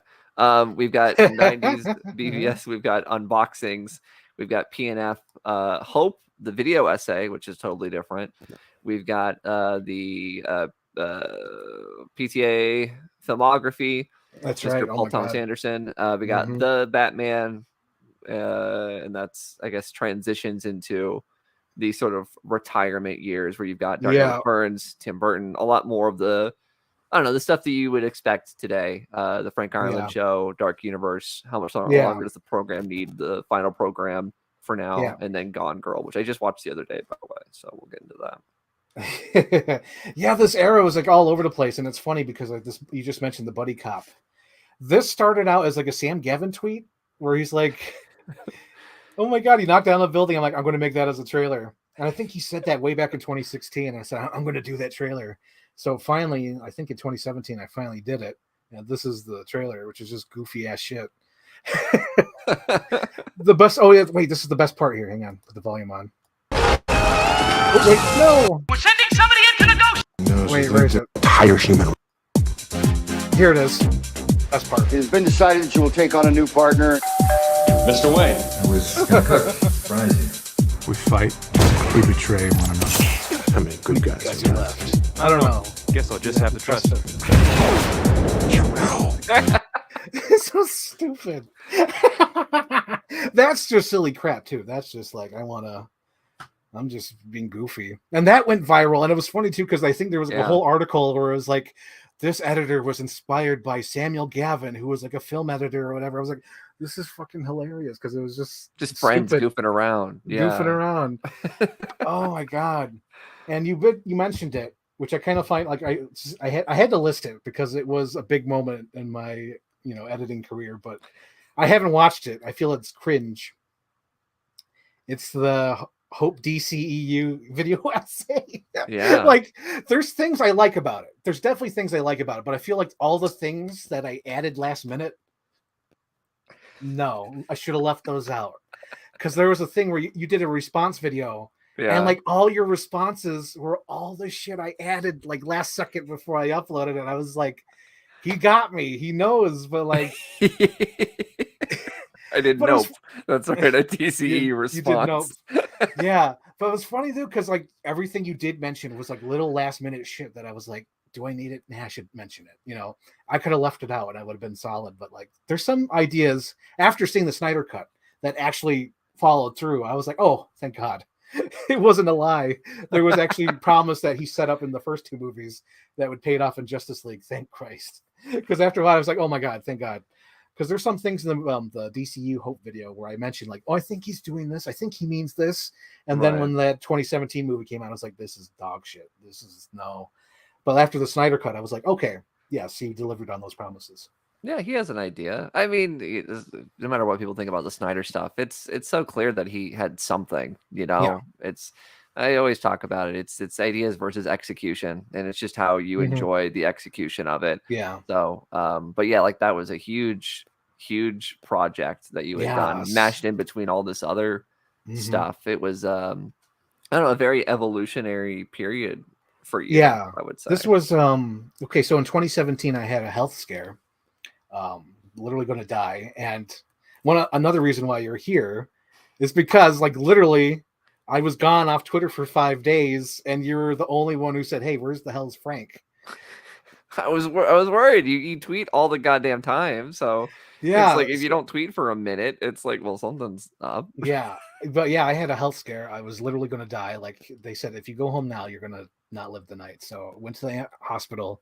They pumped me out. It was terrible time. But after living through that, I was like, well, I got to finish all my video ideas I've always wanted to do. So that was like the BVS 90s trailer. Because like at that time, before, the health scare, I think I wanted it to be perfect. It's like I want to tell the story of Superman and then introduce Batman and then the death of Superman and then Batman recruits the Justice League and it's going to be a super 5-minute video. I wanted to do that, but then I had the health scare and I was like, fuck that. I'm going to just do the concept, cut it down. What do I really need? What do I actually have that's here? So that's what I did. I did the 90s Batman versus Superman. And I did a video talking about that. So if you want to see the details on that, I do talk about that. But yeah, do you have any questions on the BVS trailer before we go to the next trailer? Well, obviously, I mean, we got to get into the nitty gritty of BVS because that was another thing. Is obviously I was that's right. You were a big part of it because originally the original idea was only to release the reaction video. That legit was the idea because I was like, that was a bad idea. Come on.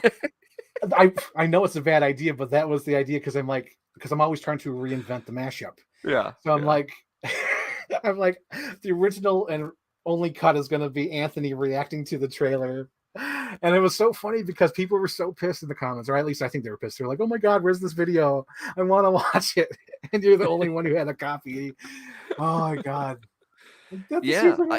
I remember that bit because Ray had already moved to here in Texas, and she was living with me at my parents' house, and so she helped me film that, if I remember correctly.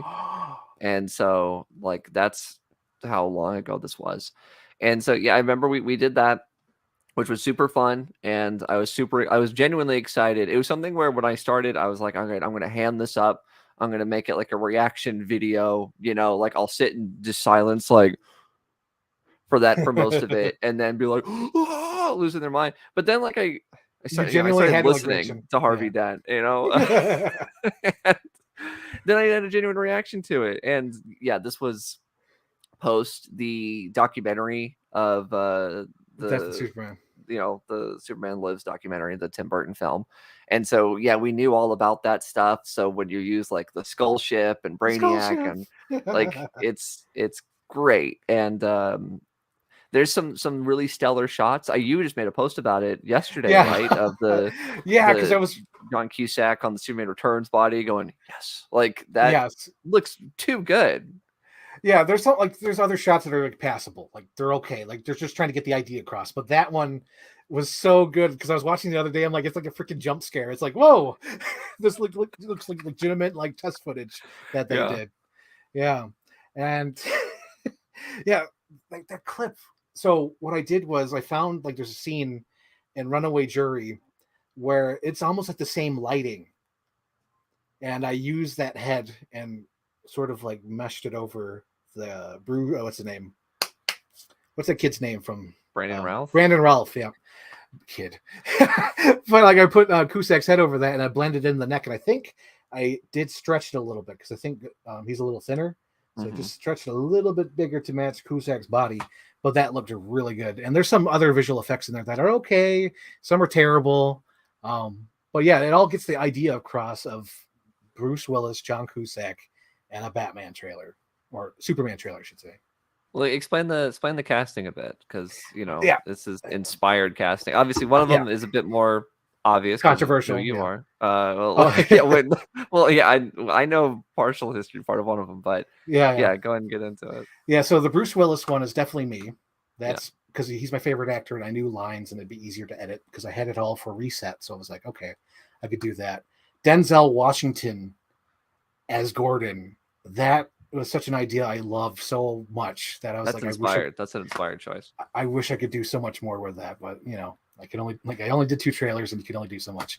Yeah. But and then the other one was Jennifer Connelly as Lois Lane. Of course, from other previous videos, she's like my main girl. She's like, she's in real life, she's in this, and then she's later on in what do you call it, the Godzilla trailer, the Mystery Box 2.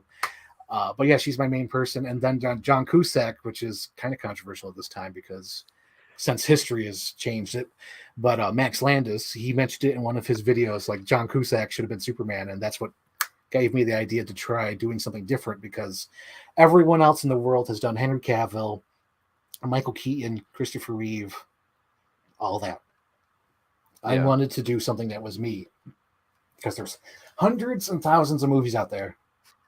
And I wanted to do something that was specific to me. Like, you watch that, like that is Frank right there. Yeah. So that's what I wanted to do with the Batman, the DC universe that I'm creating. Yeah, I mean, I think it works because it does separate it for people. It creates something that they've never seen before. Mm-hmm. I've always wanted fan art of me as Superboy to the John Cusack Superman. It adds up. I've been told my whole life that I've had John Cusack energy. Yes. And I get it. But I think it was, once again, it's that commitment to the bit, like the music choices, the feel of like it's a little Bay, it's a little Emmerich, like it's got all the that era of trying to create Spielberg 2.0 of like big, beautiful sort of emotion stuff, like before the Abrams era started, where it's like trying to recreate the summer blockbuster in a sort of like American way, like Independence Day. Like it has that feel of like loud and proud and just like really patriotic. It's like really proud to be here. And it still has, like, it's 90s, so like we're leaning into the new age, but it still has like just enough kind of grit to it. And you keep it all very smart. You keep Gene Hackman as Lex Luthor. Which that was great. Yes, I love that. That was one of my things when I was watching Runaway Jury, because I was doing it because like more inside baseball at the time. Like I wanted to do David Morse as Lex Luthor, but I knew those clips really didn't exist. So I was like, who can I use? Because like David Morse, like if I were to actually do a 90s one, I'd probably use him. He's always like a bit role in those movies, but if he was like the lead Lex Luthor, I think that'd be so awesome. Right. Yeah, I never was able to use him, but I used Gene Hackman because I thought that was good, because Gene Hackman had some good interactions in the movie Runaway Jury with John Cusack. And I was like, oh shit, that's good. Just make it an updated Lex Luthor. It's like a little bit of the old world of the 70s movies with the new, 90s, bringing it all together. Something that was familiar. Like, you don't want to reset the whole thing, but you want to take like a little piece. Like Lex Luthor would probably be the best part for a 90s reboot. Yeah, well, it's like when they brought M back from the Pierce Brosnan Bond films into the Daniel Craig ones. Like, there's just stuff that works. You know, J.K. Simmons in the Spider-Man movies. Like, it's people can accept it when it really does work, and it's I think it does. I think it's really interesting. It's got a nice vibe to it. I guess. Well, I want to transition to the filmography stuff, but I also would stick with the DC stuff right now because obviously you've got more projects here because you do both Batman and Dark Knight Returns. You've really milked the Bruce Willis's Batman cow. Yes, he's the cow that keeps on giving. So let's talk about Batman. Yeah, like briefly we'll talk about it because we could get moving. The Batman was okay. So in 2014, I made this list on Tumblr that was basically like a list of things to do one day. You know, like mashups, music videos, things like that. One of them was a serious George Clooney trailer. Right. And that never happened. It slowly transitioned to the Bruce Willis thing because I was like, okay, now that I've established this world, instead of rebooting it again, doing the George Clooney Batman, how about I just carry over something I already established? Bruce Willis Batman, Gordon as Denzel, and just bring it over to a feature-length movie and mix a little bit of like Dark Knight Returns, Dark Knight Rises, even the Dark Knight, because they have the Joker in there as well, and like a little bit of Batman Forever in there as well, just to like sort of blend everything together. Like things are familiar, like Chase Meridian. So to see things I recognize. You see things that you recognize, and it works though. It works though because like the audience doesn't have to take that big giant leap. It's like, okay, I recognize this, I recognize that, and even like the casting, like of course you're going to use Bill Pullman as Two-Face. That's perfect. And then you have the Bruce Willis Batman, and then you have Denzel, and then you have Willem Dafoe as the Joker. And I find it so funny that there's been several comments where it's like, you should have showed him more. You should have showed the Joker. It's like, that's not the point. The point is that like it's supposed to tease him. It's the reveal at the end. Yeah, it's supposed to get you to the theater. Money shot. Yeah. Yeah. It's supposed to get you to the theater to see him because I don't understand that. Well, that's the difference between your edits and like general edits is that people sort of put in like their ideas into a sort of like a trailer edit and just try to get all the beats in there, get all the meats. And like for years, it's more of an actual trailer. So you're right. Like if they're making a movie with the Joker in it, you sort of tease the Joker and then you have one shot of them. People go like, whoa, I got to see that. Yes. Like the Joker's in this. You're not going to give away the whole show for free. And I think that's something that people miss with a lot of their stuff. And I think both Batman and Dark Knight Returns, it's really interesting. I guess more so, I guess, because we can talk about the trailer editing all we want, but the hype to the Dark Knight Returns, you've got your 4th of July build up. Oh my God. Yeah, I was watching that again. I was like, that's good hype. Because it's been a while, so like I haven't rewatched it lately. Yeah. So I watched it, and it seems like I'm going to make a 4th of July music video. Yeah. Like literally, it has like all this, iconic, iconic visuals from film and 4th of July, and then all of a sudden it ends with the bat like wing coming up, and then it's like the shining bright for all the Gotham to see, and it's like from sea to shine. It's like, yes, that is exactly what they would do nowadays. Like they would try to build hype and make you think you're watching like a 4th of July video. Oh, that was the other thing I noticed with my projects. I think it started with BVS where I would try to release it every July. Mm-hmm. Because I think that happened for a long time until probably last year, where every July there was a big ChiefBrodyRules release. You got this year to make up for it, man. Oh God, no. Well, there you go. There you go. That's your new deadline. Oh God, that would be funny for a 4th of July release. Kristen Stewart. Yeah. All American Girl. All right, so let's get into the filmography stuff. Yes, because I watch the Tim Burton one like all the time. Like there you go. That one is such a good video. I love what you did with that. Once again, there's bits in there where like certain audio transitions into lines like that. Those just stick in my head. Yes. Like it's just how it is. And when I hear the Beetlejuice theme, sometimes I see the Tim Burton film, like I see the title cards come up. I don't know, it's very interesting, especially with like Tim Burton nowadays.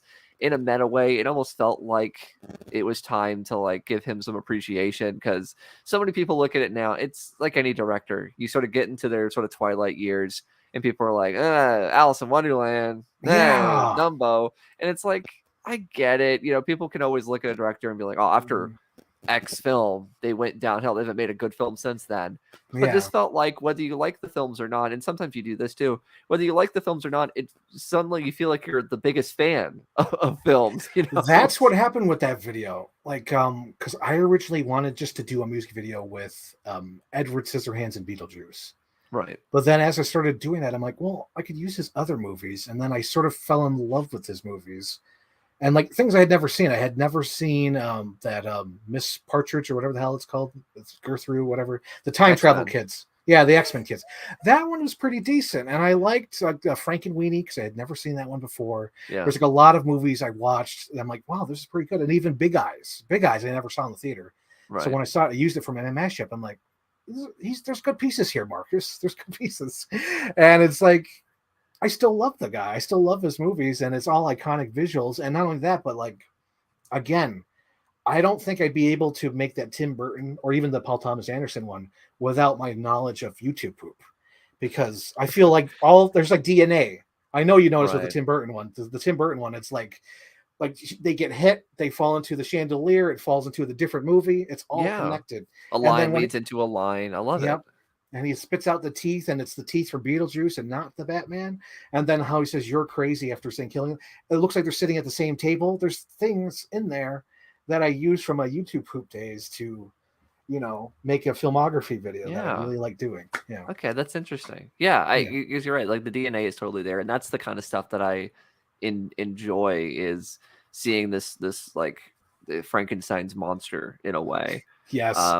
You even reference his Hansel and Gretel like film that he did. Like it's full of cool stuff, and I think I can always appreciate that. Like I mentioned, is even if someone isn't a fan of like every little detail, every little thing, and you watch it, you're almost like tricked into thinking like, gosh, like suddenly I'm a fan of every Tim Burton project. Yes. And it's like you think about it, you're like, well, no, I'm not. But this makes it look like it's the greatest filmmaker ever, and I think that's a really good tribute, because it's supposed to be a celebration of their work. And obviously you have the Tarantino project coming, and I'm very excited for that. I got like that one.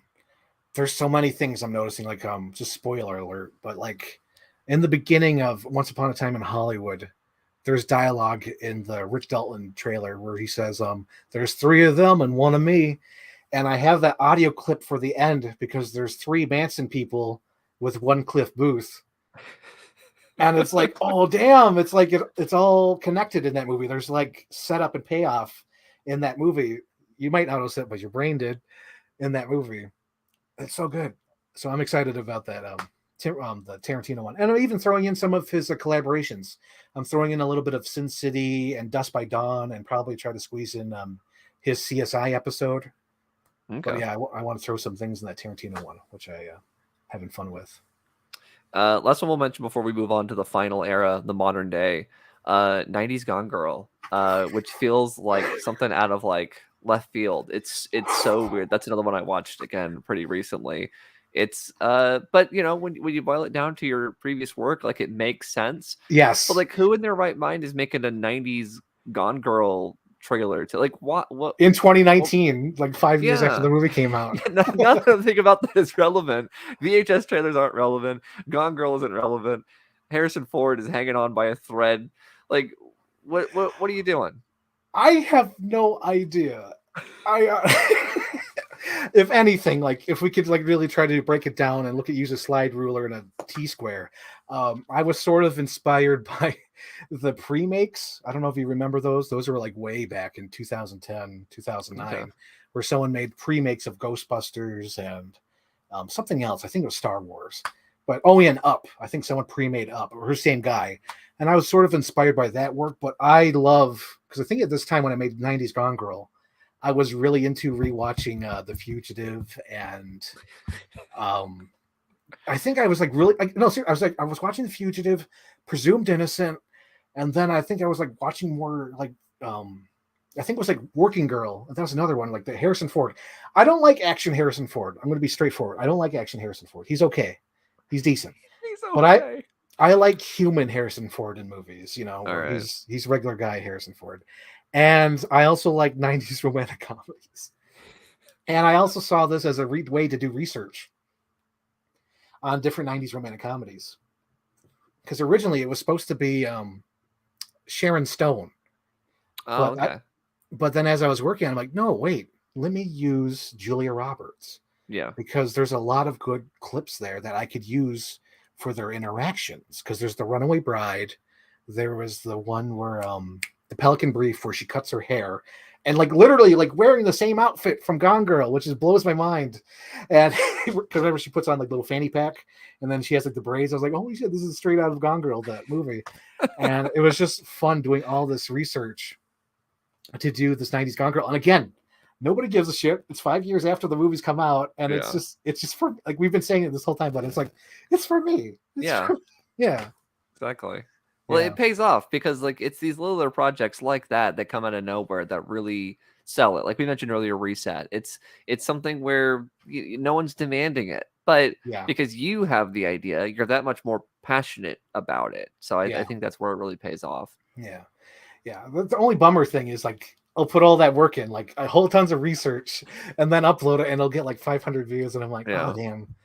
But it's like I'd rather do something I want to do than something that someone tells me to do or something I'm doing for views. It's one of the reasons why I never really did a Spider-Man trailer, because I really don't give a shit about Spider-Man as a character. I like the movies. I like Sam Raimi. I love those movies to death. Yeah. It's like right there, I've done it. But I do like those. I like those movies. But it's like there's so much more interesting things to do with Batman and Superman. It's like that's why they keep rebooting them. It's because there's things to do. Yeah, they don't reboot Spider-Man. You're right. There's nothing to do with that character. They do, but I don't care. That's so funny that you mentioned that, because I've never seen Homecoming, and I've never seen Far From Home, so that's why it's out of sight, out of mind. Yeah. So that's probably why I don't think of them rebooting it, because I don't give a shit about Tom Holland. That's fair. I missed one of those films too. I had to see the newest one just because it was, the newest one. But and it's funny because that first 5 minutes of the new one retcons everything in the first two movies, so they're not necessary anyway. It's fine. Yeah.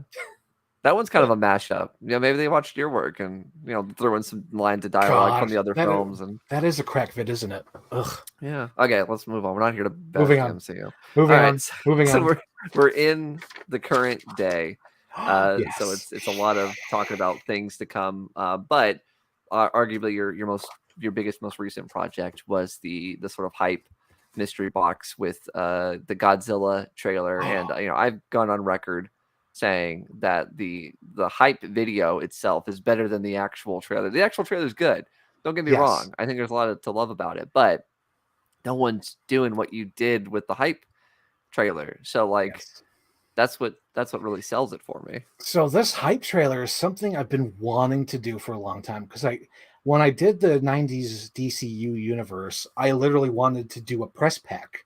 I wanted to have interviews of John Cusack and Jennifer Connelly and Bruce Willis advertising Justice League. But like all the John Cusack interviews are like bad quality. They look like they're like this big, stretched out to this big. And then Bruce Willis gives nothing during his 90s interviews. Like he is so like a shit interviewer. Like I love the guy. I love the guy, but he's such a shit guy back then for like press. And this, because I realized I had been working on the Godzilla trailer for almost a year during COVID, that nobody knew what the fuck I was working on. Like everyone on Twitter knew, but like no one on my Chief Brody Rules knew. So I was like, well, I got to make a hype reel to advertise what I'm making. So when it comes out, there's at least some viewers or something. Yeah. So this hype reel was just like tons of, I don't even think it was tons of research. It's like, you watch these all the time, you know what they're supposed to be. So all I did was like look up Brad Pitt interviews, JJ interviews, and just edit it as if I were doing this for an actual movie. Like, okay, I have these clips I need. What do I need to do? And it's funny because I think coming up here, there it is. There it is. There it is. That's the hint. That's the hint. That was the only hint that this was a Godzilla trailer, was that little Godzilla. And there's a little edit here that I think is really good because it's coming up when they're walking through the factory, it matches even though they're two different movies. So it looks like J.J. Abrams is filming Mark Wahlberg right here. And it looks like they're in the same studio, and they're not. One's in Star Trek and one is in Deepwater Horizon. Yeah. And it's so funny when he says the scope of it, and then they both say scope. I'm like, that's hilarious. They must just be given like a thesaurus. Like, you have to say scope. Try to say the movie's big. Try to say it's going to be huge, and you like working with everybody because it's so generic. That's what I love about this. Even Jennifer Connelly stuff. She is so. Oh yeah, there's more reference right there. And Driscoll. So if you knew the name Driscoll, you would know that it was a King Kong reference. That was a little inside. I was like, ooh. And then the Steven Spielberg interview. The reason why he's not on screen is again because in 2011 it looked like a little interview filmed on like a little like a tiger toy. Right. So I was like, oh geez, I can't use the clip, but I like the audio of him saying JJ is working with different styles and such. Well, yeah. it works, because like it's Spielberg, so it's almost like just hearing his voice. You already had the same emotions. Like you don't need to see him. Like it's Spielberg. You know who it is. Yeah, you don't need Spielberg. But yeah, it was like it's all my regular people: Jennifer Connelly, Bruce Willis, and then some new people. My new favorite actors who I haven't worked with before in previous things, which is Brad Pitt and Mark Wahlberg, which I like their movies. Like I remember realizing that I like Mark Wahlberg movies, and it's just coming like a shock because I remember like I went to like Black Friday, and I bought like most of his movies. I'm like, oh my god, I'm a Mark Wahlberg fan. When the hell that happened? Wahlberg fits right into your sort of wheelhouse, like in terms of the films that you make with this kind of stuff. Like Wahlberg it just makes sense, like it really does. Yeah. But as as good as the hype video is, I feel like this is my vanity, right here it says vanity projects. The Godzilla one is complete vanity, where it's like I'm transitioning to HD. I'm going to take my fucking time. I'm going to use all these things. I'm going to introduce every goddamn character and every plot point and because like this idea, Anthony, this Godzilla idea came back from these days. Back in the day, I had an idea to do a monster movie, and back then I used Batman Begins when they have that the boat, and like the boat was attacked or whatever. Blah blah blah. It was back then, so like I didn't use any of those clips, but the idea was from way back then, 2007, 2008. So when I did the Godzilla trailer, I'm like, I'm going to use everything, all the crayons in the toolbox to tell the story. And I think you even mentioned it, I think in your comment, or you said it to him on a tweet, but you're like, I didn't even know 5 minutes passed. Well, it's true because I've spent so much of this video complaining about the people that make like so long videos and then they call it a trailer. I'm like, that's not a fucking trailer. You're a liar. But this is not a trailer. This is something where, because you keep the emotions appropriate, like you have all these different characters and it feels very real. Like it almost does feel like if these people who make these big movies like Abrams could have their way, it almost feels like they would release a 5-minute trailer. Yes. They did that with Green Lantern movies.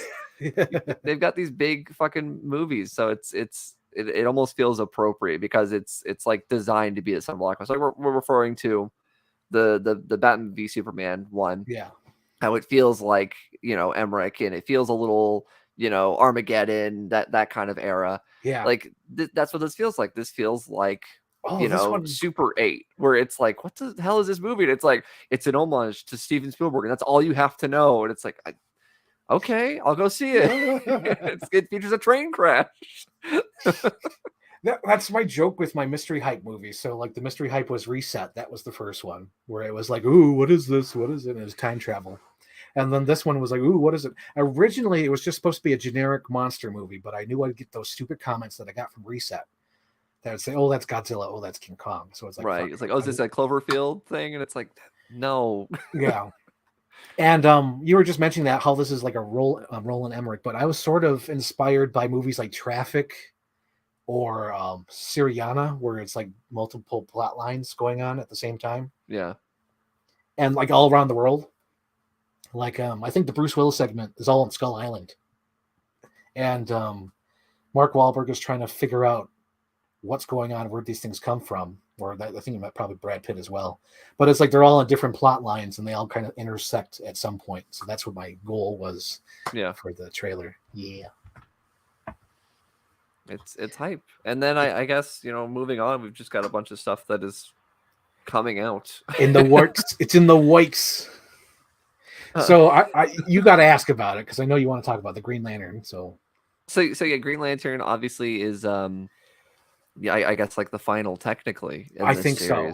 I think so. So in terms of the story, from what I've gathered from the footage that you have released, it's sort of a years later kind of a Hal Jordan becoming Green Lantern, and is sort of it's not the young test pilot. It's an older post what we've seen already, kind of like the 96. This is a bit further down the line. Yes. Like what made you kind of want to go with the sort of current Tom Cruise over younger Tom Cruise? Because I like the idea, because like when I started working on it, I kind of like the idea of doing like a sidequel. So this is sort of going on the same time as the Dark Knight Returns, or was it Returns? The one where old man Bruce Willis. So it's a sidequel because in the opening scene, I know I forgot what it's called. I forgot if it was Return or Rises. It was Returns. So in the Dark Knight Returns, Superman is buried because he's dead. So that's what makes Batman come out. So I feel like with Superman gone, I feel like that's what sort of activates Green Lantern being activated, because there's no more Guardians on Earth. So we need a new one. And this Hal Jordan, he's like Maverick, of course, where he's still, he hasn't grown up yet. Because I have that scene where he uses the thing to fight. And then I have Sinestro there saying like, you don't deserve that ring. And I like that shot too, because he's getting arrested and he's looking at Sinestro standing right there looking at him. I think that'd be so cool in the movie where Sinestro comes down, because he's probably been watching from a distance and just seeing how this Hal Jordan does. Right. And then just seeing him fuck up like right away, like instantly try to save somebody in the street using his powers. Meanwhile, he's not being responsible. So yeah. But yeah, I wanted to do like sort of a sidequel because it's happening at the same time. And that's why at the end, because you told me to change it, which I probably will. I have the old man Cusack where he's like, he faked his death and he's okay, like moving on, because it's old man Cusack. He doesn't look good in Superman anymore. Right. Yeah, I think it's a great sort of conceptual idea there. It's like a fun, like, it's connected, but I don't think it serves the story in any way. But yeah, I mean, I always like stuff like this because as someone who is like filled with Green Lantern mythos, I love seeing takes on it that aren't attached to anything else, because I feel like nowadays when you go online and you see like the fans talk about what they want, it's like the most basic stuff, and like I get it. And I've talked about this I think on the pod, where like if I were to do a Green Lantern movie, I'd want to sort of bypass all the stuff that people really want first, because I kind of want to do like its own interesting thing. So yeah, whenever I see something like this and it doesn't feel like, all the Lantern colors and Blackest Night, like all the obvious suspects, like it makes it really interesting to me. So yeah, it's sort of an older take. You're playing around with the rules a little bit. You're sort of, and I guess going back to the Batman v Superman one, you have that bit in there of like, I underestimated you. Make sure you don't underestimate me. Yeah. And I think that's really fun because it reminds me of a time where these movies weren't just one-to-one trying to, or at least like deceptively accurate. Because I feel like nowadays they get so close to being accurate that when they do diverge from the norm, people get mad, right? Like when Marvel does like a character, but it's like different from the comics, people are like, what happened to when Marvel did this right? And it's like, they should always diverge and they should always like, intertwine when they can. But it felt like it used to be way more acceptable to just kind of like do your own thing. And I feel like that energy was in your BVS, and the energy is here of like, just do your own thing. This is not an adaptation of this book or whatever, because then people get mad. It's a new take on the mythos, and I appreciate that. I think that's really exciting. And I feel like it's not inspired by anything, because I feel like the Dark Knight one was inspired by, the book, of course, Dark Knight Returns. And then the other one was inspired by the Dark Knight movie with Joker and all that. And then the BVS one is inspired by the Snyder one. So this one is doing its own thing It's new territory where it's not based on a book or another idea I've seen. It's just I've always wanted to see Tom Cruise as Hal Jordan. And since we're just talking about it, I'll talk about how like the part that's missing from the trailer, and I'm not sure if it's going to work because I always talk about it. Hopefully it'll work. So in the first minute, I'm going to have Matthew McConaughey as the dad to Hal Jordan. Right. And it's all narration, and it's all narration from White Boy Rick, where he says, when you were born and I held you in the hospital, you're going to be someone special. You were never going to have any problems. And I never wanted that for you. So all through this thing, it's going to show clips of, Interstellar, where, he's getting ready to go on the ship. And then I cut to the plane crashing from the movie 2011, when the dad dies on the tarmac or whatever. But it's all narration of Matthew McConaughey telling Tom Cruise or young Tom Cruise that he was going to be something. Yeah. And I'll probably even try to squeeze in clips from young Tom Cruise, like him from Nothing to Lose when he's playing football or something. I'll probably try to incorporate those as well. But I'm not sure if that's fully going to work because there's hype there. There's hype in the middle and then hype in the beginning, at the end. So I'm not sure. Because you know what I'm talking about, right? Where it's all narration, like, you're the best, you're the greatest. So I'm not sure if that opening is going to work. The Man of Steel teasers, they were the same thing. Yeah. Mm-hmm. So maybe it'll work. But right now, the idea is to have Matthew McConaughey doing narration, and then you sing the dad pass away, and then it goes into drops of water. Well, it's going to be interesting just because, like you said, there's nothing that you can like use that visual shorthand for in terms of this. Because like with Batman, it's easy. Just throwing a couple scenes from The Dark Knight, throwing the warehouse from BVS. It's Batman. There's not much here. Green Lantern, you kind of have to start from scratch, which is why so few people do it. Like obviously, there's that famous one with like Nathan Fillion from 30 years ago. Yeah, 30 years ago. But I guess there's a lot hanging on this on both the editing side and just sort of the nerdy comic book side of it. There's it feels like such a big challenge. So yeah, I'm excited to see it all come together. And I'm really trying you have to finish it. Yeah. And I'm really trying to avoid crazy visual effects because I feel like that has become a distraction from fan trailers. I'm not citing anybody specifically. I'm just talking about in general, where I feel like visual effects have trumped storytelling and making a good video. Yeah. Like, I guess I'm going to kind of throw somebody under the bus, but that Tropic Thunder with Mario, what the hell? It's so random. It's not that funny, but it's so technically well done. And it's like, what the hell is this? Right. And I feel like all this editing has gone that far. And it's like, when I watch my stuff, it's like, I'm doing creative edits to make it funny. I'm not putting all this effort to make it look amazing where it looks like they're driving in the rainbow cart or whatever. It's like, well, I mentioned it before. It's if compositing two characters that are not normally together and making it seamless seems to be like the end goal, and that's it. Yeah. And it's like that's the point of the trailer. It's like you could have just uploaded a clip. Like you could have just left it at that, which is also something our good pal Kirk Beatty did once. He put John Bernthal from The Walking Dead against that clip. That's my Wolverine. Joke. I love that. I always reference that on his videos. I'm like, well, I'm still waiting for that. I know it bothers him. I know it does. I'm sure it just feels like you're just like getting pricked by a little pin. But every time I'm like, oh, I'm still waiting for the John Bernthal and Wolverine trailer. Because it's perfect. He knew that's all he could do. So he uploaded that. You were referring earlier in your early days of like just the one joke, and that's it. And you need a bit more to make a full length sort of trailer from it. So, oh my God, Anthony! I just remembered an idea that completely left my mind that I wanted to do. Okay, you just brought it up. Remember, I wanted to do the Vince McMahon trailer. Oh yeah, my God. The Vince McMahon biopic. Wow, I need to put that on my docket. That's right, because I wanted to use clips from Wolf of Wall Street and then have Hugh Jackman as Vince McMahon. Oh my God. Yeah. Hugh as Vince McMahon has always been Kirk and I's fan cast. We've talked a long time. It's like it would really work, but like in my head, I can picture Paul Rudd as young Ric Flair with that blonde hair and everything. Oh my God. Like there's something here, and I don't know how you do it, but McMahon is a movie.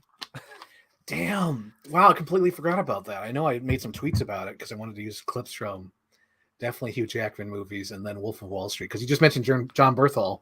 That's what got me thinking, because I want to have like John Bernthal because of that. I think in the airplane he's like, ugh, and that visual popped in my head as we were talking about it from Wolf of Wall Street. Oh my god! But yeah, that's a great trailer idea if anyone wants to make it. Well, there you go. But I guess the biggest thing, do we want to, I guess, before we get to some questions we can rattle off, because most of them have already been answered, but we can kind of wrap it up there. But your biggest thing you've got coming up is Kristen Stewart. Oh, fuck's sake. I know, it was so funny too, because I've always kept it close to the chest. I never really said what the hell the plot was. I've always said Kristen Stewart project. Yeah. And then I released the teaser, and people were like, oh my god, this is just straight up vanity shit, and I'm down for it. And there was people, and there was a comment that said like, oh, I don't recognize any of these movies. And I was like, good, that's the point. That's the point. I wanted to make it seem like a real movie. God. Yeah, absolutely. That's the whole point. Yeah, like this almost feels like it's all building to this, in a way. Even though it's like things can come afterwards, it just something about it. It just like you worked with the same people for so long, and it's like this feels like, I don't know. It makes sense, but at the same time, it's like a little bit different than what you normally do. Yes. It's crazy. I don't know. So the Kristen Stewart project was on that huge list in 2013. And at that time, it was just supposed to be like this rock star girl who goes into the adult film industry and becomes like a whole ordeal. But at that time, she was like in like 2 movies, like Twilight and Runaways, nothing. So now it's been 20 years. She has this huge filmography, and it works. And I'm so down for it. And then I'm squeezing in actors that I now love, like the Bradley Cooper. Like Bradley Cooper was never going to be involved, but I was like, I got to squeeze in Bradley Coops. Oh yeah, now He's he the fits best. perfectly, especially his recent filmography. He fits perfectly into my kind of world of actors. And even like his little clips in my trailer so far for the Kristen Stewart project, where he's just like, all right, let's go. You want to be somebody? It's like, yes, that's exactly what I'm going for. And then you got Kristen Stewart, and then you have John Goodman.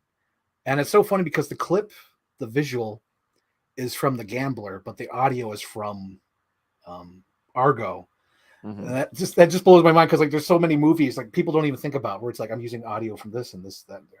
Well, it's proof that you can do that, like you commented earlier about people saying like you could have used clips from the movie itself. And it's like, that's not creative. Like, I'm going to use visuals from this to match with visuals from that and use dialogue from a completely different movie. Like, that's the beauty of editing, is like, as long as you make it believable, then we're doing it right.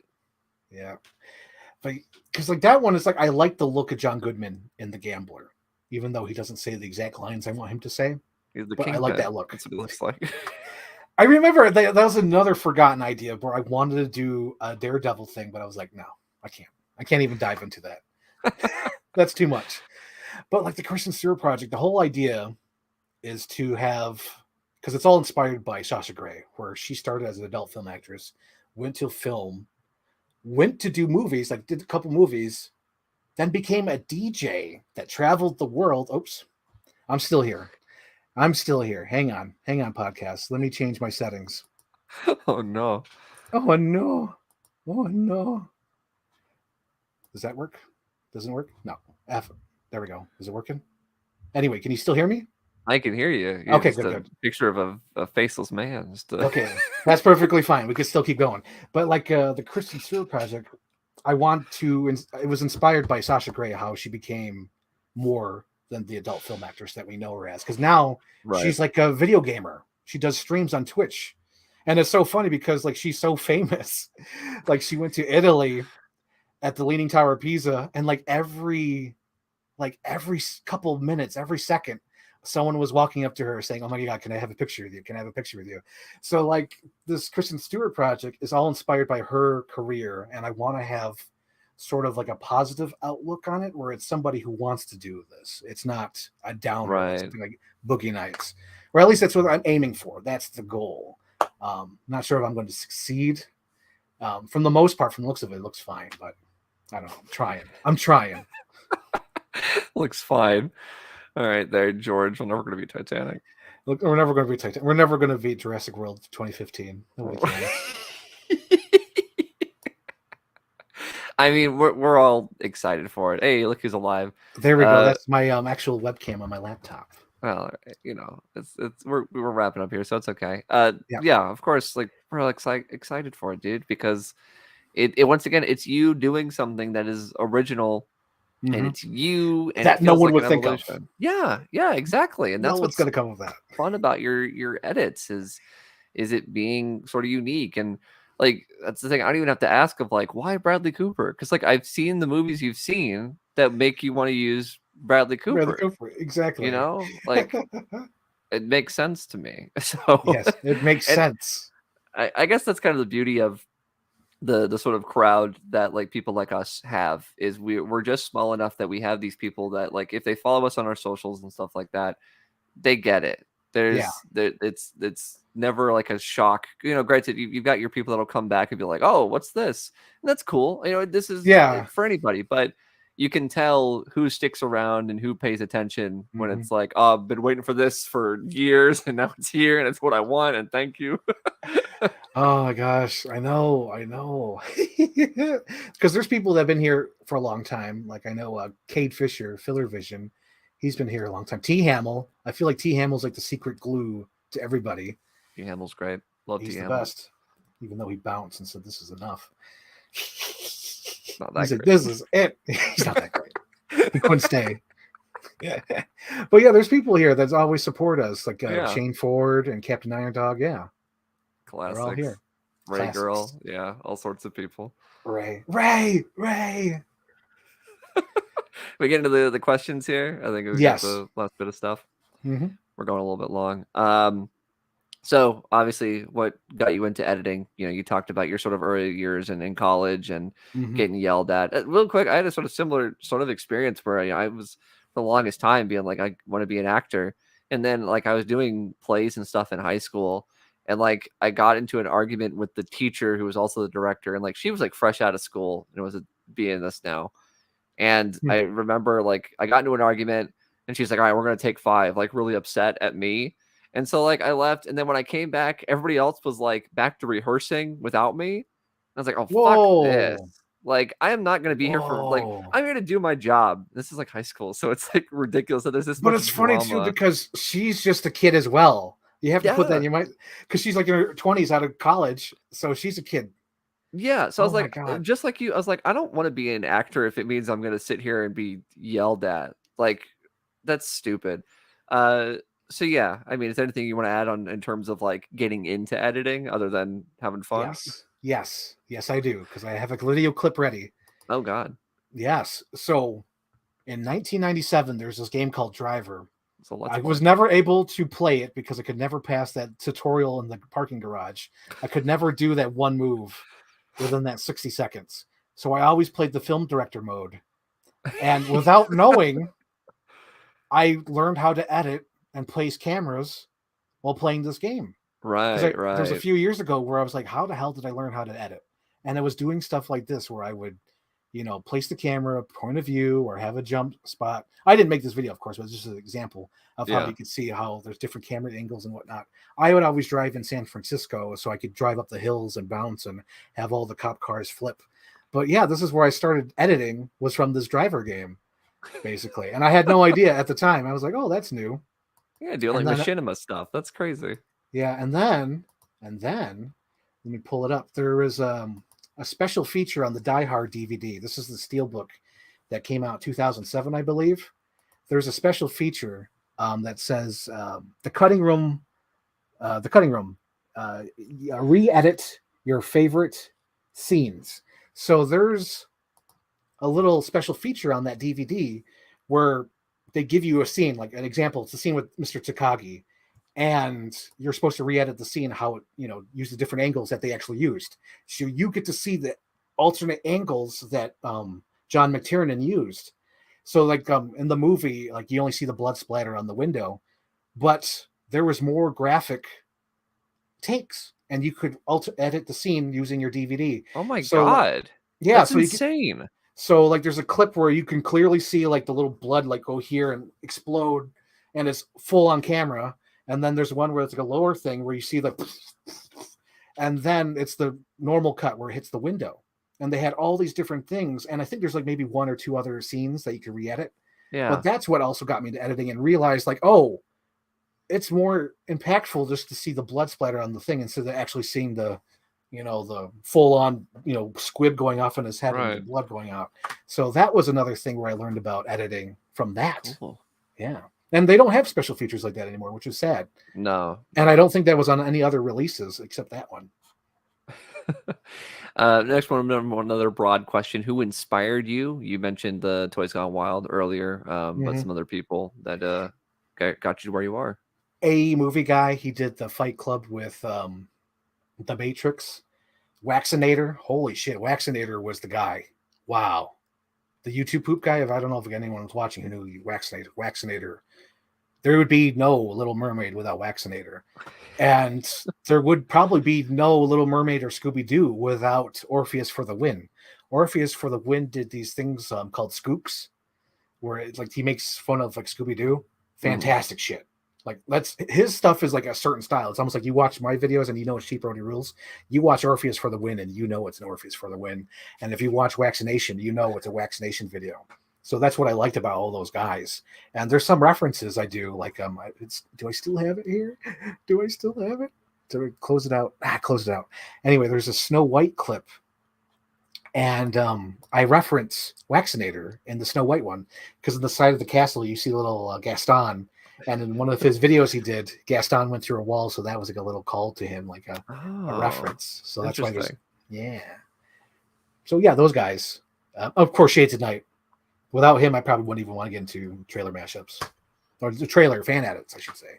I mean, come on. And then what got you posting to YouTube originally? What made you want to put this stuff on a place that people could see it?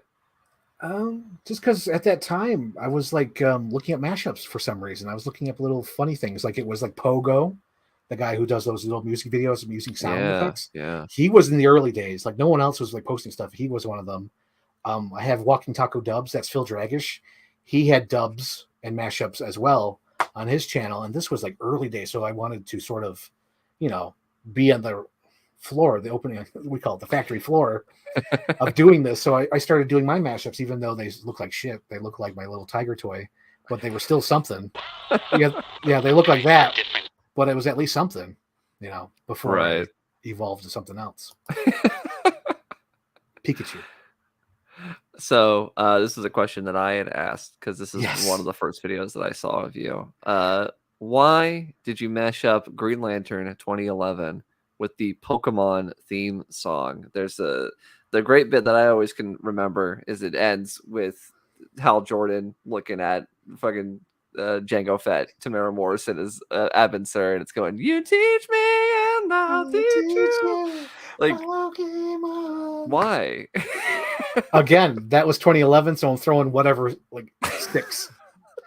Because I did that one with the Greatest American Hero. Because I think on the other previous stream when I opened up my Kyle Renner, I was like, I can't believe it myself.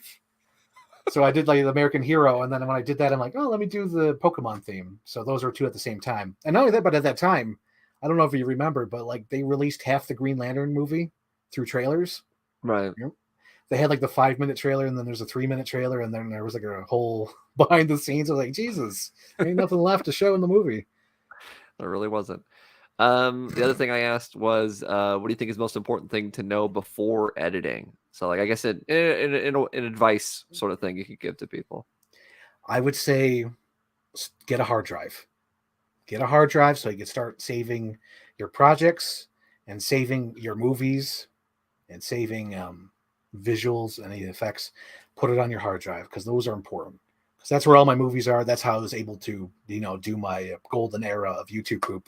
Is because I finally had hard drives to do that. That would be my biggest advice. Also, back up all your stuff because everything on YouTube is not going to stay there forever. You could get deleted. You could be taken down. You get like a copyright strike. So always back up your stuff. What's another thing? If you're going to do something, make sure you want to do it. Don't do it for your subscribers. That's what I would say. Unless that's what you're aiming for. If you really want to, like, okay, I want to do what my subscribers say. Then go ahead and do that. It's like a different mindset. If you want to say, okay, if they want me to do a VHS trailer, I'm going to do it. That's you. That's on you. But to me, in order to make I guess it doesn't work because I have no views. So that's bad advice. Just do what the audience wants because then you'll get views and go viral. Don't do what I do. That's terrible advice. Skip that. Reverse it. Do that what that one funny trailer guy does where he just throws in a bunch of like googly faces and then asks for money on Patreon. That guy did. Oh my God, dude, that dude, if anything, he ripped me off. I'll say that. You know what I'm talking about, right? That guy who's like, pay me money, pay me $60 to do this shitty mashup. It's like, dude, like he ripped me off. He ripped off my style. I'll say that. That is for sure ripped off my style. Because I remember I shared it to you. I'm like, this is what I did with the Avengers trailer, but he's doing it like, hey, pay me money. It was like the same jokes and everything. Yeah. It was just like louder and more modern, I brash, guess. Yeah. It's bold and brash. It belongs in the trash. What was the reason you never made a third YouTube poop Frozen video? We kind of got into that. Yeah, we kind of got into that. Yeah. But yeah. And how we come with Kristen Stewart project. Yep, we talked about that as well. We talked about that. Yeah. That's it. We're done. That's it. We're done. Okay, so give them your socials. Well, I'm at Anthony Lantern on Instagram and Twitter. I'm also Anthony Reviews, where, of course, Anthony Reviews. I just put up a video recently of me interviewing the one and only Pixel Dan, which was a lot of fun. It was very similar to something like this. It was just me getting into his sort of YouTube career. We talk about He-Man, Ninja Turtles, a little bit of wrestling. It was great. He's a really nice guy. And then, of course, I do have the podcast that I do with Kirk, who we've mentioned quite a bit on here, which is called The Grund, which is available on Apple, iTunes, places, wherever, and Spotify. We've got a new episode coming out soon where we talk about the DC slate and the Flash trailer. And then we also talk about Ant-Man and that one. Check it out. Quantumania. What a film. Yes. And then you can follow me on Twitter at I Want My TV Now. And I have a new channel, which I've been streaming on both channels. Subscribe to I Want My TV Now. Hang on. Where is it? Right here? There. Subscribe to it because that's where I'm doing DVD reviews, unboxing. Speaking of which, my mom just dropped off my box from storage, and I can't wait to reveal some of these figures. Yeah. So that's for Wednesday. Everyone decided so far. So Wednesday, I'll do a stream at 6 p.m. going through the box from storage. So that should be fun. So with that being said, let's go to the outro. Thank you, everybody, for watching, and good night. Take care. Well, Mickey and I and the whole Disney family want to thank you for joining us. We hope you enjoy the rest of your visit here at Walt Disney World. Now, gang, it's time to get back to work. They're on vacation. We're not. So everybody up. Wave goodbye.